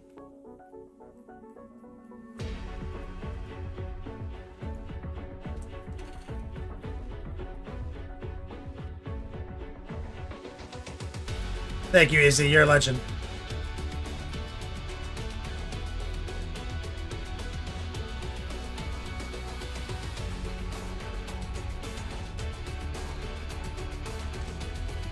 Wicked.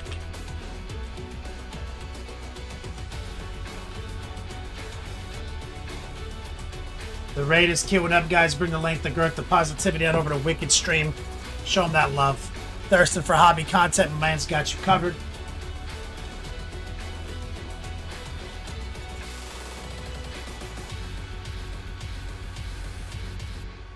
Oh, God damn it. Press the wrong shit.